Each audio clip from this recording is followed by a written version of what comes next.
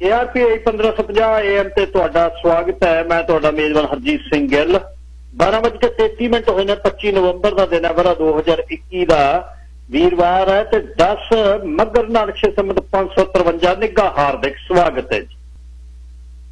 ਅੱਜ ਦੀ ਲੋਕ ਸੱਥ ਦੇ ਵਿੱਚ ਅਹਿਮ ਘਟਨਾਵਾਂ, ਗੱਲਾਂ ਬਾਤਾਂ, ਗੀਤ ਸੰਗੀਤ, ਸੁਰ ਦੇ ਮਸਲਿਆਂ ਤੇ ਗੱਲਬਾਤ ਹੋਗੀ। ਕਈ ਵਿਸ਼ੇ ਨੇ। ਸਭ ਤੋਂ ਪਹਿਲਾਂ ਟੀਮਸਟਰ 213 ਯੂਨੀਅਨ ਦੀ ਜਿਹੜੀ ਇਲੈਕਸ਼ਨ ਹੋ ਰਹੀ ਹੈ, ਡੰਪ ਟਰੱਕਰ ਸਾਡੇ 1000 ਦੇ ਕਰੀਬ ਨੇ। 1000 ਦੇ ਵਿੱਚੋਂ 60-65% ਸਾਡੇ ਮੁੰਡੇ ਨੇ। 600-700 ਇਹਨਾਂ ਮੁੰਡਿਆਂ ਦਾ ਇਸ ਆਪਣੀ ਯੂਨੀਅਨ ਦੇ ਵਿੱਚ ਆਪਣੀ ਮਰਜ਼ੀ ਦੇ ਬੰਦੇ ਚੁਣਨ ਦੀ ਗੱਲ ਜਿਹੜੀ ਹੈ ਉਹਦੇ ਲਈ ਸਰਦਾਰ ਬਲਵਿੰਦਰ ਸਿੰਘ ਗਰੇਵਾਲ ਗੱਲਬਾਤ ਕਰਨਗੇ ਤੇ ਨਾਲ ਹਰਮਨ ਭੰਗੂ ਦੱਸਣਗੇ। ਤੁਸੀਂ ਪਹਿਲਾਂ ਵੀ ਉਹਨਾਂ ਨੂੰ ਮੀਡੀਆ 'ਚ ਸੁਣ ਚੁੱਕੇ ਹੋ ਉਹਨਾਂ ਦੇ ਇਸ਼ੂ। ਇਹ ਸਾਰੀਆਂ ਚੀਜ਼ਾਂ ਤਾਂ ਇਹ ਬਹੁਤ ਵਧੀਆ ਨੇ, ਇਹ ਯੂਨੀਅਨਾਂ ਵਧੀਆ ਲੱਗਦੀਆਂ ਨੇ, ਸਭ ਕੁਝ ਵਧੀਆ ਲੱਗਦਾ। ਵੀ ਕੀ ਇਹ ਯੂਨੀਅਨਾਂ ਜਿਨ੍ਹਾਂ ਨੇ ਬਣਾਈਆਂ, ਜਿਹੜੇ ਚੰਦੇ ਦਿੰਦੇ ਨੇ, ਉਹਨਾਂ ਦੇ ਲਈ ਫਾਇਦਾ ਕਰਦੀਆਂ ਜਾਂ ਕਫਾਇਦਾ? ਜੇ ਯੂਨੀਅਨ ਦੇ ਵਿੱਚ ਪਾਰਦਰਸ਼ੀ ਕੰਮ ਹੈ ਨਹੀਂ ਤਾਂ ਯੂਨੀਅਨ ਨੇ ਕੀ ਹੱਕ ਲੈ ਕੇ ਦੇ ਦੇਣਾ? ਇੱਥੇ ਬਹੁਤ ਇਹ ਗੱਲਬਾਤ ਚੱਲਦੀ ਹੈ ਵੀ ਅਕਸਰ ਯੂਨੀਅਨ ਦੇ ਵਿੱਚ ਬੰਦਾ ਆਪਣੇ ਆਪ ਨੂੰ ਸੁਰੱਖਿਅਤ ਸਮਝਦਾ, ਪਰ ਯੂਨੀਅਨ ਦੇ ਵਿੱਚ ਆਪਣੀ ਰਿਪਰੈਜ਼ੈਂਟੇਸ਼ਨ ਪ੍ਰੋਪਰ ਤੌਰ ਤੇ ਜਿਨ੍ਹਾਂ ਨੂੰ ਵਰਕਰ ਚਾਹਣ, ਮੈਂਬਰ ਚਾਹਣ, ਉਹਨਾਂ ਦੀ ਹੋਣੀ ਚਾਹੀਦੀ ਹੈ। ਇਸ ਦੇ ਬਾਰੇ ਗੱਲਬਾਤ ਕਰਨਗੇ ਆ ਕੇ ਬਲਵਿੰਦਰ ਸਿੰਘ ਜੀ ਤੇ ਨਾਲ ਹਰਮਨ ਭੰਗੂ। ਉਸ ਤੋਂ ਬਾਅਦ ਮੈਂ ਕੋਸ਼ਿਸ਼ ਕਰਾਂਗਾ ਐਬਸਪੋਰਟ ਤੋਂ ਦੇਵ ਦਿਓਲ ਉਹਨਾਂ ਨਾਲ, ਸੋਨੂੰ ਦਿਓਲ ਉਹਨਾਂ ਨਾਲ ਗੱਲਬਾਤ ਕਰਨ ਦੀ, ਕਿਉਂਕਿ ਹਰ ਪੀੜਤਾਂ ਨੇ ਅੱਜ ਗੁਰੂ ਮਹਾਰਾਜ ਦਾ ਓਟ ਆਸਰਾ ਲੈਣ ਲਈ, ਠੁੰਬਣਾ ਲੈਣ ਦੇ ਲਈ ਸਹਿਜ ਪਾਠ ਪ੍ਰਾਰੰਭ ਕਰ ਦਿੱਤੇ ਨੇ ਬਾਬਾ ਬੰਦਾ ਸਿੰਘ ਬਹਾਦਰ ਗੁਰਦੁਆਰਾ ਸਾਹਿਬ ਦੇ ਵਿੱਚ, ਜਿਨ੍ਹਾਂ ਦੇ ਭੋਗ ਅਗਲੇ ਸ਼ਨੀਚਰਵਾਰ ਨੂੰ ਪੈਣੇ ਨੇ। ਨਹੀਂ, ਅਗਲੇ ਸ਼ਨੀਚਰਵਾਰ ਨੂੰ। ਤੇ ਉਸ ਦਿਨ ਸਾਰਿਆਂ ਨੂੰ, ਹਲੇ ਆਪਣੇ ਕੋਲ ਹਫ਼ਤਾ ਬਹੁਤ ਆ, ਸਾਰੀਆਂ ਸੰਸਥਾਵਾਂ ਦੇ ਮੁਖੀ ਜਿੰਨੇ ਪਹੁੰਚ ਸਕਣ ਉੱਥੇ ਉਦੋਂ ਪਹੁੰਚਣੇ ਚਾਹੀਦੇ ਨੇ। ਤੇ ਫਿਰ ਉਸ ਤੋਂ ਕੋਈ ਪਲੇਟਫਾਰਮ ਸੈੱਟ ਕੀਤਾ ਜਾਵੇ, ਮਦਦਾਂ ਦੀ ਗੱਲ ਹੋਵੇ ਤਾਂ ਉਹ ਜ਼ਰੂਰੀ ਹੈ। ਤੇ ਫਿਰ ਅੱਜ ਇਸ ਤੋਂ ਬਾਅਦ ਸਰਦਾਰ ਕੁਲਦੀਪ ਸਿੰਘ ਤੱਕਰ, ਉੱਘੇ ਡੌਗ ਬਰੀਡਰ, ਜਿਨ੍ਹਾਂ ਦੇ ਡੌਗ ਜਿਹੜੇ ਨੇ ਦੁਨੀਆ ਦੇ ਵਿੱਚ ਲਾਅ ਇਨਫੋਰਸਮੈਂਟ ਏਜੰਸੀ ਦੇ ਵਿੱਚ ਕੰਮ ਕਰਦੇ ਨੇ। ਪਹਿਲੇ ਭਾਈਚਾਰੇ ਦੇ ਵਿੱਚੋਂ ਡੌਗ ਟ੍ਰੇਨਰ ਸੀ, ਡੌਗ ਹੈਂਡਲਰ ਸੀ ਸ਼ਹਿਰ ਦੇ ਵਿੱਚ। ਉਹਨਾਂ ਦੇ ਕੋਲ top of the line German shepherd ਤੇ ਰੌਟਵੈਲਰਸ ਨੇ। ਉਹਨਾਂ ਬਹੁਤ ਵੱਡਾ ਕੈਨਲ 5 ਏਕੜ ਦੇ ਵਿੱਚ ਬਣਾਇਆ ਹੁਣ ਉਹਨਾਂ ਨੇ। ਤੇ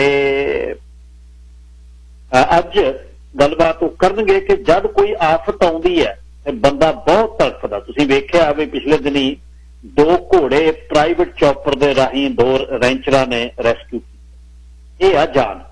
ਇਸ ਸਮੇਂ ਦੇ ਵਿੱਚ, ਇਸ ਦੁੱਖ ਦੇ ਵਿੱਚ, ਜਿਹੜੀ ਆਫਤ ਦੇ ਵਿੱਚ ਡੌਗਸ ਦਾ ਕਿਵੇਂ ਖਿਆਲ ਰੱਖਣਾ। ਤੇ ਜਿਹੜੇ ਆ ਪਟਾਕੇ ਇੰਡੀਆ ਤੋਂ ਪੜਾਕੇ ਜਿਹੜੇ ਚੱਲਦੇ ਸੀ, ਖੁਦ ਅਨਾਰ ਜਿਹੜੇ ਹੱਥਾਂ 'ਚ ਚੱਲਦੇ ਨੇ, ਉਹ ਇੱਥੇ ਆ ਕੇ ਅਨਾਰ ਚਲਾਉਂਦੇ ਨੇ। ਉਹ ਬਹੁਤ ਬਿਪਤਾ ਪੈਂਦੀ ਹੈ। ਜਿਹੜੀ ਹੈਲੋਵੀਨ ਦੀ ਰਾਤ ਤੇ ਦੀਵਾਲੀ ਨੂੰ ਬਹੁਤ ਡੌਗਸ ਨੇ ਜਿਹੜੇ ਉਹ ਖੋ ਜਾਂਦੇ ਨੇ। ਰਾਜਾ ਬੁੱਕਣ ਵਾਲੀ ਆ ਸਾਡਾ ਭਰਾ, ਉਸਦਾ ਡੌਗ ਉਹਦੇ ਘਰ ਦੇ ਵਿੱਚੋਂ ਖੋ ਗਿਆ ਤੇ ਭੱਜ ਗਿਆ ਫਾਰਮ ਦੇ ਵਿੱਚੋਂ। ਮੁੜ ਕੇ ਟੱਬਰ ਦੀ ਰੋਟੀ ਛੁੱਟ ਗਈ ਜਦ ਤੱਕ ਨਹੀਂ ਲੱਭਿਆ। ਇਹੀ ਹੈ, ਇਹਨਾਂ ਬਿਨਾਂ ਕਾਹਦੀ ਜਾਨ ਹੈ। ਜਿਹੜਾ ਹੱਥੀਂ ਜਿਨ੍ਹਾਂ ਨੇ ਪਾਲੇ ਹੋਏ ਨੇ ਉਹਨਾਂ ਨੂੰ ਪੁੱਛ ਕੇ ਦੇਖੋ, ਜੇ ਮਾੜਾ ਜਿਹਾ ਚੂੰ ਕਹਿ ਦੇਵੇ ਤਾਂ ਟੱਬਰ ਹੱਥਾਂ 'ਚ ਆ ਜਾਂਦਾ। ਤੋ ਇਹਨਾਂ ਦਾ ਮਹਿਸੂਸ ਕਰਨ ਦੀ ਆਪਾਂ ਨੂੰ ਜ਼ਰੂਰਤ ਹੈ।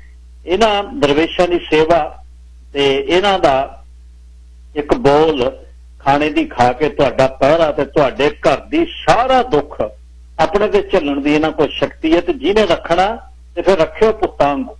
ਰੁਲਦੇ ਨਾ ਫਿਰ ਮੈਂ ਬਾਹਰਲੇ ਬੰਨੇ, ਚੱਲ ਬਾਹਰ, ਉਹ ਮੀਂਹ ਦੇ ਵਿੱਚ ਵਰਜਾ ਖੁੱਡੇ 'ਚ ਨਿਕਲਿਆ ਖੁੱਡੇ 'ਚ, ਫਿਰ ਜਿੱਥੇ ਤੁਸੀਂ ਪੈਂਦੇ ਹੋ ਉੱਥੇ ਹੀ ਪਵੇ ਉਹ, ਜੇ ਉਹਨੂੰ ਰੱਖਣਾ, ਰੋਲਣਾ ਨਹੀਂ। ਸੋ ਇਹਦੇ ਤੇ ਸਰਦਾਰ ਕੁਲਦੀਪ ਸਿੰਘ ਤੱਕਰ ਗੱਲਬਾਤ ਕਰਨਗੇ। 1844 247 1550 ਗੱਲਬਾਤ ਦੇ ਲਈ ਤੁਹਾਡੇ ਲਈ ਨੰਬਰ ਹੋਏਗਾ। ਧੰਨਵਾਦ ਜੀ ਸਾਰਿਆਂ ਦਾ, ਜਿੱਥੇ ਵੀ ਤੁਸੀਂ ਬੈਠੇ ਹੋ। ਬਲਵਿੰਦਰ ਸਿੰਘ ਗਰੇਵਾਲ ਤੇ ਹਰਮਨ ਭੰਗੂ ਮੇਰੇ ਨਾਲ ਨੇ ਹੁਣ।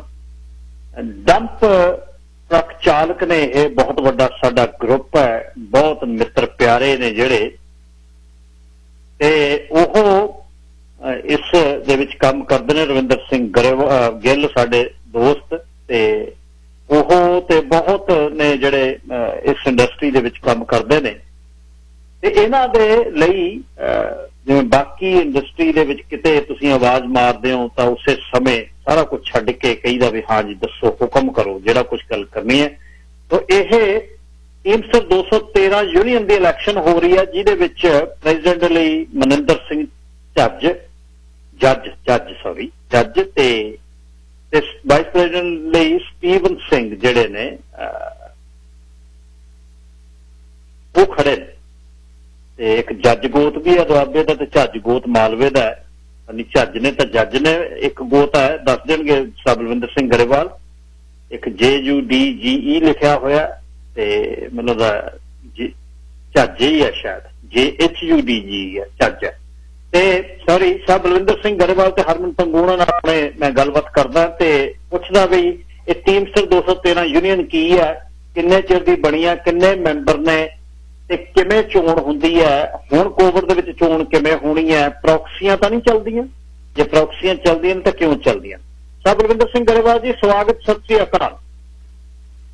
ਗਿੱਲ ਸਾਹਿਬ ਬਹੁਤ ਬਹੁਤ ਧੰਨਵਾਦ ਤੁਹਾਡਾ। ਤੁਸੀਂ ਹਮੇਸ਼ਾ ਹੀ ਅੱਧੀ ਕਾਲ ਦੇ ਉੱਪਰ ਕਮਿਊਨਿਟੀ ਦਾ ਕੋਈ ਵੀ ਕੰਮ ਹੋਵੇ ਜਾਂ ਕੋਈ ਵੀ ਸੱਦਾ ਹੋਵੇ, ਤੁਸੀਂ ਅੱਧੇ ਬੋਲ ਦੇ ਉੱਪਰ ਆਪਣੇ ਟਾਈਮ ਦੇ ਵਿੱਚੋਂ ਟਾਈਮ ਦਿੰਦੇ ਹੋ ਤੇ ਅਸੀਂ ਵੀ ਤੁਹਾਨੂੰ ਬੜੇ ਸ਼ਾਰਟ ਨੋਟਸ ਦੇ ਵਿੱਚ ਬੇਨਤੀ ਕੀਤੀ ਕੱਲ। ਤੁਸੀਂ ਬਹੁਤ ਬਹੁਤ ਧੰਨਵਾਦ ਤੁਹਾਡਾ ਤੇ ਤੁਹਾਡੀ ਸਾਰੀ ਟੀਮ ਦਾ ਤੇ ਰੇਡੀਓ ਸਟੇਸ਼ਨ ਦਾ ਜੀ, ਸਾਨੂੰ ਟਾਈਮ ਦੇਣ ਲਈ ਤੇ ਸਾਡੀ ਆਵਾਜ਼ ਜਿਹੜੀ ਸਾਡੇ ਮੈਂਬਰਾਂ ਤੱਕ ਪਹੁੰਚਾਉਣ ਲਈ। ਤੇ ਅਸੀਂ ਅਪੀਲ ਕਰਨਾ ਚਾਹੁੰਦੇ ਹਾਂ ਇਸ ਸੰਬੰਧਿਤ ਇਲੈਕਸ਼ਨ ਦੇ ਨਾਲ। ਮੇਰੇ ਨਾਲ ਹਰਮਨ ਸਿੰਘ ਭੰਗੂ ਨੇ, ਉਹ ਵੀ ਗੱਲ ਕਰਨਗੇ। ਹਰਮਨ ਸਿੰਘ ਭੰਗੂ ਜੀ, ਸਵਾਗਤ। ਹਾਂਜੀ, ਥੈਂਕ ਯੂ ਇਹ ਓਪਰਚੁਨਿਟੀ ਲਈ, really help ਕਰਦਾ ਸਾਡੀ ਇੰਡਸਟਰੀ ਲਈ। ਹਾਂਜੀ, ਇਹ ਟੀਮਸਟਰਸ ਇਲੈਕਸ਼ਨ ਹੁਣ ਜਿੱਦਾਂ ਯੂਜਲੀ ਜਿੱਦਾਂ ਮੈਂਬਰਾਂ ਨੂੰ ਪਤਾ ਨਹੀਂ ਹੁੰਦਾ, ਇਸ ਟਾਈਮ ਅਸੀਂ ਅਵੇਅਰਨੈਸ ਉਠਾਈ ਸੀ ਜਿੱਦਾਂ ਸਾਰਿਆਂ ਨੂੰ ਇਲੈਕਸ਼ਨ ਹੋਣਾ ਆ। ਅਸੀਂ ਹੁਣ ਜਿੱਦਾਂ ਰਾਈਟ ਸਾਡੇ ਕੋਲ ਕੋਈ ਸਾਡੀ ਗੱਲ ਨਹੀਂ ਮੰਨਦਾ, ਸੋ ਅਸੀਂ ਇਸ ਵਾਰੀ ਜਿੱਦਾਂ ਦੋ ਮੁੰਡਿਆਂ ਨੇ ਆਪਣਾ ਸਟੈਪ ਅਪ ਕੀਤਾ ਰਾਈਟ, ਉਹਨਾਂ ਨੇ ਹੁਣ ਜਿੱਦਾਂ ਇਨੀਸ਼ੀਏਟਿਵ ਲਿਆ ਆ ਮੈਂਬਰਾਂ ਨੂੰ ਯੂਨਾਈਟ ਕਰਨ ਲਈ। ਹੁਣ ਇਹ ਰੀਅਲੀ ਗੁੱਡ ਜੌਬ ਕੀਤੀ ਇਹਨਾਂ ਨੇ ਯੂਨਾਈਟ ਕਰਨ ਲਈ, ਰੀਅਲੀ ਵੈਲ ਸਪੋਕਨ ਮੁੰਡੇ ਆ, ਰੀਅਲੀ ਜਿੱਦਾਂ ਇੰਡਸਟਰੀ ਦੇ ਜਿੱਦਾਂ ਇਹਨਾਂ ਨੂੰ ਅੰਡਰਸਟੈਂਡਿੰਗ ਆ, ਇੰਡਸਟਰੀ ਦੇ ਵਿੱਚ ਚੜਦੇ ਹੈਗੇ ਆ, ਇਹਨਾਂ ਨੂੰ ਪਤਾ ਆ ਡੇ ਸਟਰਗਲ ਕੀ ਆ ਟਰੱਕਾਂ ਦੀ। ਹੁਣ ਡੀਜ਼ਲ ਪ੍ਰਾਈਸਾਂ ਉੱਤੇ ਆ, ਪੋਰਟਸ ਪ੍ਰਾਈਸ ਉੱਤੇ ਆ, ਲੇਬਰ ਦੀ ਪ੍ਰਾਈਸ ਉੱਪਰ ਆ। ਹੁਣ ਡਰਾਈਵਰਾਂ ਦਾ ਵੀ ਰੀਅਲੀ ਹਾਰਡ ਆ ਮੇਨਟੇਨ ਕਰਨੇ ਵਧੀਆ ਡਰਾਈਵਰ ਟਰੱਕਾਂ ਦੇ ਰਾਈਟ ਸਾਰਿਆਂ ਕੰਪਨੀਆਂ ਦੇ। ਹੁਣ ਜਿੱਦਾਂ ਟੀਮਸਟਰ ਦੇ 10,000 ਮੈਂਬਰ ਆ ਅਪਰੋਕਸੀਮੇਟਲੀ, ਡੰਪ ਟਰੱਕਾਂ ਚ ਉਹ 900 to 1000 ਮੈਂਬਰ ਹੈਗੇ ਆ ਜੀ। ਹਾਂਜੀ, ਅੱਛਾ ਗਰੇਵਾਲ ਸਾਹਿਬ, ਇਹ ਜਿਹੜੀ ਯੂਨੀਅਨ ਤੁਸੀਂ ਤੁਹਾਡੀ ਟੀਮਸਟਰ ਦੇ ਵਿੱਚੋਂ ਤੁਹਾਡਾ ਵਿੰਗ ਆ ਟਰੱਕਰਸ ਦਾ, ਡੰਪ ਟਰੱਕ ਦਾ, ਮੈਨੂੰ ਤਾਂ ਪਹਿਲੀ ਵਾਰ ਪਤਾ ਲੱਗਾ ਵੀ ਤੁਹਾਡੀ ਵੀ ਯੂਨੀਅਨ ਹੈ। ਇਹ ਯੂਨੀਅਨ ਦਾ ਤੁਹਾਨੂੰ ਫਾਇਦਾ ਜਿਹੜਾ ਯੂਨੀਅਨ 'ਚ ਰਹਿ ਕੇ ਤੇ ਜਿਹੜੇ ਯੂਨੀਅਨ ਤੋਂ ਬਾਹਰ ਦੇ ਡਰਾਈਵਰ ਨੇ ਉਹਨਾਂ ਨੂੰ ਜੇ ਤੁਸੀਂ ਡਿਫਰੈਂਸ਼ੀਏਟ ਕਰੋਗੇ ਤਾਂ ਕਿਵੇਂ ਕਰ ਸਕਦੇ ਹੋ? ਇਹ ਗਿੱਲ ਸਾਹਿਬ ਇਸ ਤਰ੍ਹਾਂ ਕਿ ਕਾਫੀ ਜਿਹੜੀਆਂ ਇੱਥੇ ਕੰਸਟਰਕਸ਼ਨ ਕੰਪਨੀਆਂ ਨੇ ਉਹ ਜੌਬਸ ਨੇ ਜਿਹੜੀਆਂ ਉਹ ਯੂਨੀਅਨਾਈਜ਼ ਜੌਬ ਹੁੰਦੀਆਂ, ਉੱਥੇ ਉਹ ਜੌਬ ਜਿਹੜਾ ਕੰਟਰੈਕਟ ਆਊਟ ਹੁੰਦੀਆਂ ਨੇ ਜਾਂ ਐਗਰੀਮੈਂਟ ਜਿਹੜਾ ਉਹਨਾਂ ਦਾ ਹੁੰਦਾ, ਮੋਸਟ ਲਾਈਕਲੀ ਉਹ ਜਿੱਦਾਂ ਸਿਟੀਜ਼ ਦੀਆਂ ਜੌਬਸ ਹੋ ਗਈਆਂ ਜਾਂ ਗਵਰਨਮੈਂਟ ਪ੍ਰੋਜੈਕਟ ਹੋ ਗਏ ਵੱਡੇ, ਉਹਨਾਂ ਤੇ ਇੱਕ ਕੰਡੀਸ਼ਨ ਹੁੰਦੀ ਹੈ। ਜਿਸ ਤਰ੍ਹਾਂ ਹੁਣ ਆਪਣੀ ਗਵਰਨਮੈਂਟ ਰੂਲਿੰਗ ਹੈਗੀ ਆ, ਉਹਨਾਂ ਦੀ ਕੰਡੀਸ਼ਨ ਹੈ ਕਿ ਯੂਨੀਅਨ ਕੰਪਨੀ ਹੀ ਉੱਥੇ ਉਹ ਜੌਬ ਬਿਡ ਕਰ ਸਕਦੀ ਹੈ ਤੇ ਉਹੀ ਉਹ ਜੌਬ ਕਰ ਸਕਦੀ ਹੈ। ਸੋ ਬਿਡਿੰਗ ਤੋਂ ਬਾਅਦ ਉਹ ਜਿਹਨੂੰ ਵੀ ਜੌਬ ਅਪਰੂਵ ਹੁੰਦੀ ਹੈ ਜੀ, ਉਹਦੇ ਉੱਪਰ ਫਿਰ ਯੂਨੀਅਨਾਈਜ਼ ਟਰੱਕ ਹੁੰਦੇ, ਉਹਨਾਂ ਦਾ ਜਿਹੜਾ ਰੇਟ ਆ ਉਹ ਬਿਲਕੁਲ ਡਿਫਰੈਂਟ ਹੁੰਦਾ। ਉਹ ਪ੍ਰਾਈਵੇਟ ਸੈਕਟਰ ਨਾਲੋਂ ਡੈਫੀਨੇਟਲੀ ਉਹਦਾ ਰੇਟ ਆ ਜਿਹੜਾ ਉਹ ਵੱਖਰਾ ਹੁੰਦਾ ਤੇ ਉਹ ਬੈਟਰ ਰੇਟ ਹੁੰਦਾ ਜੀ। ਤੇ ਉਹਦੇ ਵਿੱਚ ਕੁਝ ਥੋੜਾ ਬਹੁਤ ਪ੍ਰੋਟੈਕਸ਼ਨ ਵੀ ਹੁੰਦੀ ਹੈ। ਹਾਂਜੀ, ਕਿ ਐਜ਼ ਏ ਯੂਨੀਅਨ ਮੈਂਬਰ ਅਸੀਂ ਸਾਰੇ ਯੂਨੀਅਨ ਮੈਂਬਰ ਅਸੀਂ ਯੂਨੀਅਨ ਬਣਾਉਂਦੇ ਇਸ ਕਰਕੇ ਕਿ ਸਾਡੀ ਜੌਬ ਸਿਕਿਉਰਿਟੀ ਹੋਵੇ। ਸੋ ਪਿਛਲੇ ਬਹੁਤ ਲੰਮੇ ਸਮੇਂ ਤੋਂ ਇਹ ਸਾਡੇ ਜਿਹੜਾ ਡੰਪ ਟਰੱਕਿੰਗ ਇੰਡਸਟਰੀ ਦੇ ਵਿੱਚ ਬਹੁਤ ਵੱਡਾ ਰੋਸ ਸੀਗਾ ਜੀ ਕਿ ਸਾਡੀ ਆਵਾਜ਼ ਨਹੀਂ ਸੁਣੀ ਜਾ ਰਹੀ, ਜ਼ਿਆਦਾਤਰ ਉਹ ਕੰਪਨੀ ਦੀ ਆਵਾਜ਼ ਨੂੰ ਜ਼ਿਆਦਾ ਸੁਣਿਆ ਜਾ ਰਿਹਾ ਈਵਨ ਯੂਨੀਅਨ ਵੱਲੋਂ। ਸੋ ਇਹ ਬਹੁਤ ਵੱਡਾ ਰੋਸ ਸੀਗਾ। 3-4 ਸਾਲ ਪਹਿਲਾਂ ਅਸੀਂ ਮੀਟਿੰਗ ਹਾਂਜੀ ਗੋ ਹੈਡ ਗਿੱਲ ਸਾਹਿਬ। ਨਹੀਂ ਮੈਂ ਇਹ ਗੱਲ ਇਹ ਪੂਰੀ ਰੱਖੋ ਵੀ ਯੂਨੀਅਨ ਦੇ ਵਿੱਚ ਯੂਨੀਅਨ ਦੇ ਮੈਂਬਰ ਯੂਨੀਅਨ ਦੇ ਉੱਪਰ ਇਸ ਗੱਲ ਦਾ ਗਿਲਾ ਕਰ ਰਹੇ ਵੀ ਤੁਸੀਂ ਕੰਪਨੀਆਂ ਦੀ ਸੁਣ ਰਹੇ ਹੋ, ਸਾਡੀਆਂ ਨਹੀਂ ਸੁਣ ਰਹੇ। ਬਿਲਕੁਲ ਜੀ, ਬਿਲਕੁਲ ਗਿੱਲ ਸਾਹਿਬ, ਇਹ ਬਹੁਤ ਵੱਡਾ ਰੋਸ ਹੈ ਇੰਡਸਟਰੀ ਦੇ ਵਿੱਚ ਕਿ ਸਾਡੀ ਗੱਲ ਸੁਣੇ ਬਿਨਾ ਤੇ ਉਹ ਕੰਪਨੀ ਦੀ ਗੱਲ ਜ਼ਿਆਦਾ ਸੁਣੀ ਜਾ ਰਹੀ ਆ ਔਰ ਕਾਫੀ ਅਨਫੇਅਰ ਸਿਸਟਮ ਚੱਲ ਰਿਹਾ ਜੀ। ਇਹ ਹਰ ਕੋਈ ਮਹਿਸੂਸ ਕਰ ਰਿਹਾ। ਗੱਲ ਇੰਨੀ ਹੈ ਕਿ ਕੋਈ ਉਹ ਗੱਲ ਬੋਲ ਰਿਹਾ, ਕੋਈ ਨਹੀਂ ਬੋਲ ਰਿਹਾ। ਬਹੁਤ ਜ਼ਿਆਦਾ ਹੁਣ ਲੇਟਲੀ ਗਿਲ ਸਾਹਿਬ ਇਲੈਕਸ਼ਨ ਵਾਸਤੇ ਵੀ ਕਾਫੀ ਪ੍ਰੈਸ਼ਰ ਪਾ ਰਹੇ ਨੇ ਮੈਂਬਰਸ ਦੇ ਉੱਪਰ। ਦੇਖੋ ਡਾਇਰੈਕਟਲੀ ਮੈਂ ਕਿਸੇ ਦਾ ਨਾਮ ਨਹੀਂ ਲੈ ਸਕਦਾ, ਤੇ ਉਹਦੇ ਤੇ ਪ੍ਰੈਸ਼ਰ ਪਾਇਆ ਜਾ ਰਿਹਾ ਕਿ ਤੁਸੀਂ ਜਾਂ ਤਾਂ ਆਪਣੇ ਨਾਮ ਵਿਡਰਾ ਕਰ ਲਓ ਜਾਂ ਵੋਟਾਂ ਨਾ ਉਧਰ ਪਾਓ, ਕਿ ਤੁਹਾਨੂੰ ਯੂਨੀਅਨ ਜੌਬ ਨੇ ਡੈਫੀਨੇਟਲੀ ਅਸੀਂ ਹਰ ਕੋਈ ਚਾਹੁੰਦਾ ਕਿ ਸਾਨੂੰ ਬੈਟਰ ਰੇਟ ਮਿਲਣ। ਜਿਹੜੀ ਸਾਡੀ ਇੰਡਸਟਰੀ ਹੈ ਜੀ ਬਹੁਤ ਲੋ ਰੇਟ ਤੇ ਕੰਮ ਕਰ ਰਹੀ ਹੈ। ਸਿੰਸ 2005 ਯੂਨੀਅਨ ਸਟ੍ਰਾਈਕ ਹੋਈ ਸੀ ਬਹੁਤ ਵੱਡੀ, ਤੇ ਉਦੋਂ ਰੇਟ ਫਿਕਸ ਹੋਏ ਸੀ ਯੂਨੀਅਨ ਰੇਟ, ਕਿਉਂਕਿ ਯੂਨੀਅਨ ਦੇ ਰੇਟ ਦੇ ਨਾਲ ਹੀ ਜਿਹੜਾ ਪ੍ਰਾਈਵੇਟ ਸੈਕਟਰ ਹੈ ਜੀ ਉਹ ਇਫੈਕਟ ਕਰਦਾ। ਪ੍ਰਾਈਵੇਟ ਸੈਕਟਰ ਜਿਹੜੀਆਂ ਪ੍ਰਾਈਵੇਟ ਕੰਪਨੀਆਂ ਨੇ ਉਹਨਾਂ ਨੇ ਯੂਨੀਅਨ ਰੇਟ ਦੇ ਬੇਸ ਦੇ ਉੱਤੇ ਉਹ ਜਿਹੜਾ ਪ੍ਰਾਈਵੇਟ ਸੈਕਟਰ ਰੇਟ ਪੇ ਕਰਦਾ। ਡਿਫਰੈਂਸ ਬਿਲਕੁਲ ਹੁੰਦਾ, ਪਰ ਜੇ ਯੂਨੀਅਨ ਰੇਟ ਹੀ ਸਾਡੇ ਅਕੋਰਡਿੰਗ ਟੂ ਮਾਰਕੀਟ ਨਹੀਂ ਹੈਗੇ ਤਾਂ ਉਹ ਪ੍ਰਾਈਵੇਟ ਸੈਕਟਰ ਹੋਰ ਵੀ ਲੋ ਹੁੰਦਾ ਉਸ ਤੋਂ। ਤੇ 2005 ਦੇ ਵਿੱਚ ਜੀ ਜੇ ਮੈਂ ਐਗਜ਼ਾਮਪਲ ਦੇ ਤੌਰ ਤੇ ਤੁਹਾਨੂੰ ਲਵਾਂ, ਟਰਾਂਸਫਰ ਹੁੰਦੇ ਨੇ, ਇੱਕ ਟੈਂਡਮ ਟਰੱਕ ਤੁਹਾਨੂੰ ਪਤਾ ਹੋਣਾ ਬਿਲਕੁਲ ਜੀ, ਇੱਕ ਟਰੱਕ ਐਂਡ ਬੱਸ ਹੁੰਦਾ, ਪੋਨੀ ਹੁੰਦੀ ਹੈ ਜੀ। ਤੇ ਜੇ ਮੈਂ ਚਲੋ ਐਗਜ਼ਾਮਪਲ ਦੇ ਤੌਰ ਤੇ ਪੋਨੀ ਦੀ ਗੱਲ ਕਰਾਂ, 2005 ਦੇ ਵਿੱਚ 1 ਮਹੀਨਾ ਸਟ੍ਰਾਈਕ ਚੱਲੀ ਸੀ। ਮੈਂ ਉਦੋਂ ਇੰਡਸਟਰੀ ਦੇ ਵਿੱਚ ਆਇਆ ਹੀ ਸੀਗਾ ਨਵਾਂ, ਤੇ ਉਦੋਂ ਜੀ truck and bus the rate ਸੀਗਾ ਜਿਹੜਾ $112 ਫਿਕਸ ਹੋਇਆ ਸੀਗਾ। ਅੱਛਾ, ਉਹ ਥੋੜੀ ਦੇਰ ਲਾਸਟ ਹੋਇਆ ਯੂਨੀਅਨ ਜੌਬ ਦੇ ਉੱਪਰ, ਔਰ ਪ੍ਰਾਈਵੇਟ ਸੈਕਟਰ ਦੇ ਵਿੱਚ ਉਹ ਐਟਲੀਸਟ $102 ਤੋਂ $105 ਰੇਟ ਸੀਗਾ ਜੀ।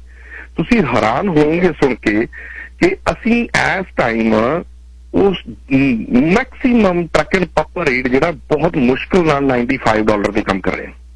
ਓ ਮਾਈ ਗॉड। ਔਰ ਜਿਹਦੇ ਵਿੱਚ ਯੂਨੀਅਨ ਨੇ ਵੀ ਯੂਨੀਅਨ ਦੀ ਜੌਬ ਜਿਹੜੀਆਂ ਯੂਨੀਅਨ ਕੰਪਨੀ ਦੇ ਉਹਨਾਂ ਦੇ ਵੀ ਰੇਟ ਰਿਡਿਊਸ ਕਰ ਲਿਆ। ਤੇ ਅਨਫੇਅਰ ਸਿਸਟਮ ਇਹ ਚੱਲ ਰਿਹਾ ਜੀ 4 ਸਾਲ ਤੋਂ। ਉਹਨਾਂ ਨੇ ਜਿਹੜੇ ਹੁਣ ਅੱਜ ਸਾਡੇ ਚਾਹੇ ਓਨਰ ਆਪਰੇਟਰ ਨੇ ਜਾਂ ਡਰਾਈਵਰ ਨੇ ਉਹ ਯੂਨੀਅਨ ਮੈਂਬਰ ਨਹੀਂ ਹੈਗੇ ਜੀ। ਉਹਨਾਂ ਨੇ ਇੱਕ ਕੈਪ ਲਾਇਆ ਹੋਇਆ ਸੀਗਾ ਕਿ ਅਸੀਂ ਹੁਣ ਇਹ ਮੈਂਬਰਸ਼ਿਪ ਨਹੀਂ ਲੈ ਰਹੇ ਹੋਰ ਨਵੀਂ, ਤੇ ਕਿਸੇ ਵੀ ਵਜ੍ਹਾ ਕਰਕੇ ਉਹ ਕੰਮ ਦੀ ਸ਼ਾਰਟੇਜ ਸੀ ਜਾਂ ਉਹ ਪੂਰਾ ਕੰਮ ਨਹੀਂ ਮਿਲ ਰਿਹਾ ਸੀ ਸਾਰੇ ਮੈਂਬਰਸ ਨੂੰ। ਉਹਨਾਂ ਦਾ ਕਹਿਣਾ ਇਹ ਸੀਗਾ, ਤੇ ਉਹਨਾਂ ਨੇ ਕੈਪ ਲਾਇਆ ਹੋਇਆ ਸੀਗਾ ਜੀ। ਪਰ ਬੈਕਡੋਰ ਮੈਨੂੰ ਇਹ ਕਹਿਣ ਚ ਚਾਹਤ ਨਹੀਂ ਜੀ, ਜੇ ਤੁਸੀਂ ਕੁਝ ਸਡਨ ਬ੍ਰੋਕਰਸ ਲਈ ਕੰਮ ਕਰਦੇ ਹੋ ਤਾਂ ਮੈਂਬਰਸ਼ਿਪ ਤੁਸੀਂ ਅੱਜ ਵੀ ਲਾ ਲਓ। ਬੱਲੇ ਵਾਹ। ਤੇ ਇਹ ਗੱਲ ਹੋ ਰਹੀ ਹੈ ਜੀ। ਤੇ ਹੁਣ ਇੰਡਸਟਰੀ ਦੇ ਵਿੱਚ ਦੇਖੋ ਪ੍ਰੂਫ ਮੇਰੇ ਕੋਲ ਕੋਈ ਨਹੀਂ ਗਾ, ਪਰ ਬਹੁਤ ਸਾਰੀਆਂ ਫੋਨ ਕਾਲ ਸਾਡੇ ਕੋਲ ਆਈਆਂ ਨੇ ਕਿ ਉਹਨਾਂ ਨੂੰ ਪਰਸਨਲੀ ਫੋਨ ਕਾਲ ਜਾ ਰਹੀਆਂ ਨੇ ਵੈਲਿਡ ਇਕੱਠੇ ਕਰਨ ਵਾਸਤੇ। ਈਵਨ ਵਨ ਆਫ ਕੈਂਡੀਡੇਟ ਨੂੰ ਫੋਰਸ ਕਰ ਰਿਹਾ ਹੈ ਜੀ ਕਿ ਤੁਸੀਂ ਸਟੈਪ ਬੈਕ ਕਰ ਲਓ। ਅੱਛਾ, ਗੱਲ ਤੇ ਹਾਂਜੀ ਬਾਈ ਜੀ ਇੱਕ ਦੱਸੋ, ਇਹ ਤਾਂ ਤੁਹਾਡੇ ਖਰਚੇ ਜਿਹੜਾ ਯੂਨਿਟ ਹੁਣ ਟਰਾਂਸਪੋਰਟ ਤੇ ਤੁਹਾਡਾ ਟਰੱਕ ਸਵਾ ਤਿੰਨ ਲੱਖ ਡਾਲਰ ਦਾ ਮੇਰੇ ਖਿਆਲ, ਜੇ ਮੈਂ ਗਲਤ ਨਾ, ਦੋਸਤ ਨੇ ਸਾਡੇ $450,000 ਦਾ ਹੈ, $400 to $450,000 ਦਾ ਹੈ ਟਰੱਕ ਐਂਡ ਟਰਾਂਸਫਰ ਯੂਨਿਟ। ਅੱਛਾ, ਤਾਂ ਖਰਚੇ ਹਰਮਨ ਭੰਗੂ ਜੀ ਇੰਨੇ ਵੱਧ ਗਏ, ਪਰ ਰੇਟ ਕਿਉਂ ਘੱਟ ਹੋ ਗਿਆ ਫਿਰ $110 ਤੋਂ 95 ਤੇ ਕਿਉਂ ਗਿਆ, ਡਾਊਨ ਕਿਉਂ ਗਿਆ ਹੈ? Why he got that low? ਚੀਜ਼ ਇਦਾਂ ਹੈ right, unionized sector always bores example set ਕਰਦਾ ਇੰਡਸਟਰੀ ਦਾ। ਇਸ ਕਰਕੇ ਉਹਨਾਂ ਕੋਲ ਪੈਸੇ ਹੈਗੇ, ਮੈਡੀਕਲ ਪਲਾਨ ਐਵਰੀਥਿੰਗ ਅਫੋਰਡ ਕਰ ਸਕਦੇ। ਸਾਡੇ ਕੋਲ ਐਕਚੁਅਲੀ ਮੈਡੀਕਲ ਪਲਾਨ, ਨੋ ਪੈਨਸ਼ਨ ਪਲਾਨ, ਨਥਿੰਗ ਹੈ। ਈਵਨ ਤੁਸੀਂ ਯੂਨੀਅਨ ਦੇ ਬੱਚੇ ਆ, ਸਾਡਾ ਓਨ ਕਹਿੰਦੇ ਤੁਸੀਂ ਆਪਣੀ ਓਨ ਐਂਟੀਟੀ ਹੈ, ਤੁਸੀਂ ਆਪਣਾ ਓਨ ਰਨ ਕਰੋ ਰਾਈਟ। ਸੋ ਅਸੀਂ ਯੂਨੀਅਨ ਡਿਊ ਆਲਵੇਜ਼ ਪੇ ਕਰੀ ਜਾਂਦੇ ਆ, ਫਿਰ supplementary union dues for every hour ਅਸੀਂ ਵਰਕ ਕਰਦੇ ਉਹ ਵੀ ਦਿੰਦੇ ਆ। ਪ੍ਰੀਟੀ ਮੱਚ ਜਿੱਦਾਂ ਲੱਗਦਾ ਜਿੱਦਾਂ ਕੈਸ਼ ਗ੍ਰੈਬ ਆ ਸਾਡੇ ਤਾਂ। ਜਿਹੜੀ ਕੰਪਨੀਆਂ ਵੀ ਆ ਜਦੋਂ ਉਹਨਾਂ ਦੀ ਸ਼ੋਰਟੇਜ ਹੁੰਦੀ ਯੂਨੀਅਨ ਟਰੱਕ, ਫਿਰ ਉਹ ਨਾਨ ਯੂਨੀਅਨ ਟਰੱਕ ਵੀ ਲਾ ਦਿੰਦੇ ਆ, ਫਿਰ ਉਹਦਾ ਕੁਛ ਨਹੀਂ ਯੂਨੀਅਨ ਕਰਦੀ। ਮੈਂਬਰ ਹੁੰਦੇ ਜਿਹੜੇ ਯੂਨੀਅਨ ਵਾਲੇ ਜਿਹੜੇ ਘਰ ਬੈਠੇ ਹੋ ਆ ਨਾਨ ਯੂਨੀਅਨ ਕੰਮ ਕਰਦੇ, ਪਰ ਉਹਨਾਂ ਨੂੰ ਕੋਈ ਓਪਰਚੁਨਿਟੀ ਕਦੀ ਮਿਲਦੀ ਨਹੀਂ ਯੂਨੀਅਨ ਕੰਮ ਦੀ।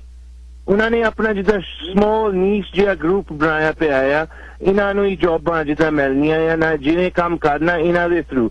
ਸੋ at end of the day ਜਿਹੜੇ ਮੈਂਬਰ ਆ ਉਹਨਾਂ ਨੂੰ ਯੂਨੀਅਨ ਰੇਟ ਵੀ ਨਹੀਂ ਮਿਲਦਾ। ਯੂਨੀਅਨ ਰੇਟ ਜਿਹੜਾ ਹੈਗਾ ਆ ਮਿਡਲ ਥਰਡ ਪਾਰਟੀ ਜਿਹੜੀ ਵੀ ਆ ਉਹ ਆਪਣਾ ਕੱਟ ਬਣਾ ਕੇ ਫੇਰ ਦਿੰਦੀ ਆ। ਅਸੀਂ ਅੰਡਰਸਟੈਂਡ ਕਰਦੇ ਹੋ ਇੰਡਸਟਰੀ ਦੇ ਵਿੱਚ ਸਮਟਾਈਮ ਈਜ਼ੀਅਰ ਹੁੰਦਾ ਕੰਪਨੀਆਂ ਲਈ, ਪਰ ਐਟਲੀਸਟ ਉਹ ਰੇਟ ਜਿਹੜਾ ਹੈਗਾ ਆ should be negotiated on top of the rate, right? Owner operator ਜਿਹੜੇ ਮੈਂਬਰ ਉਹਨਾਂ ਚੋਂ ਨਹੀਂ ਕੱਟਣਾ ਚਾਹੀਦਾ।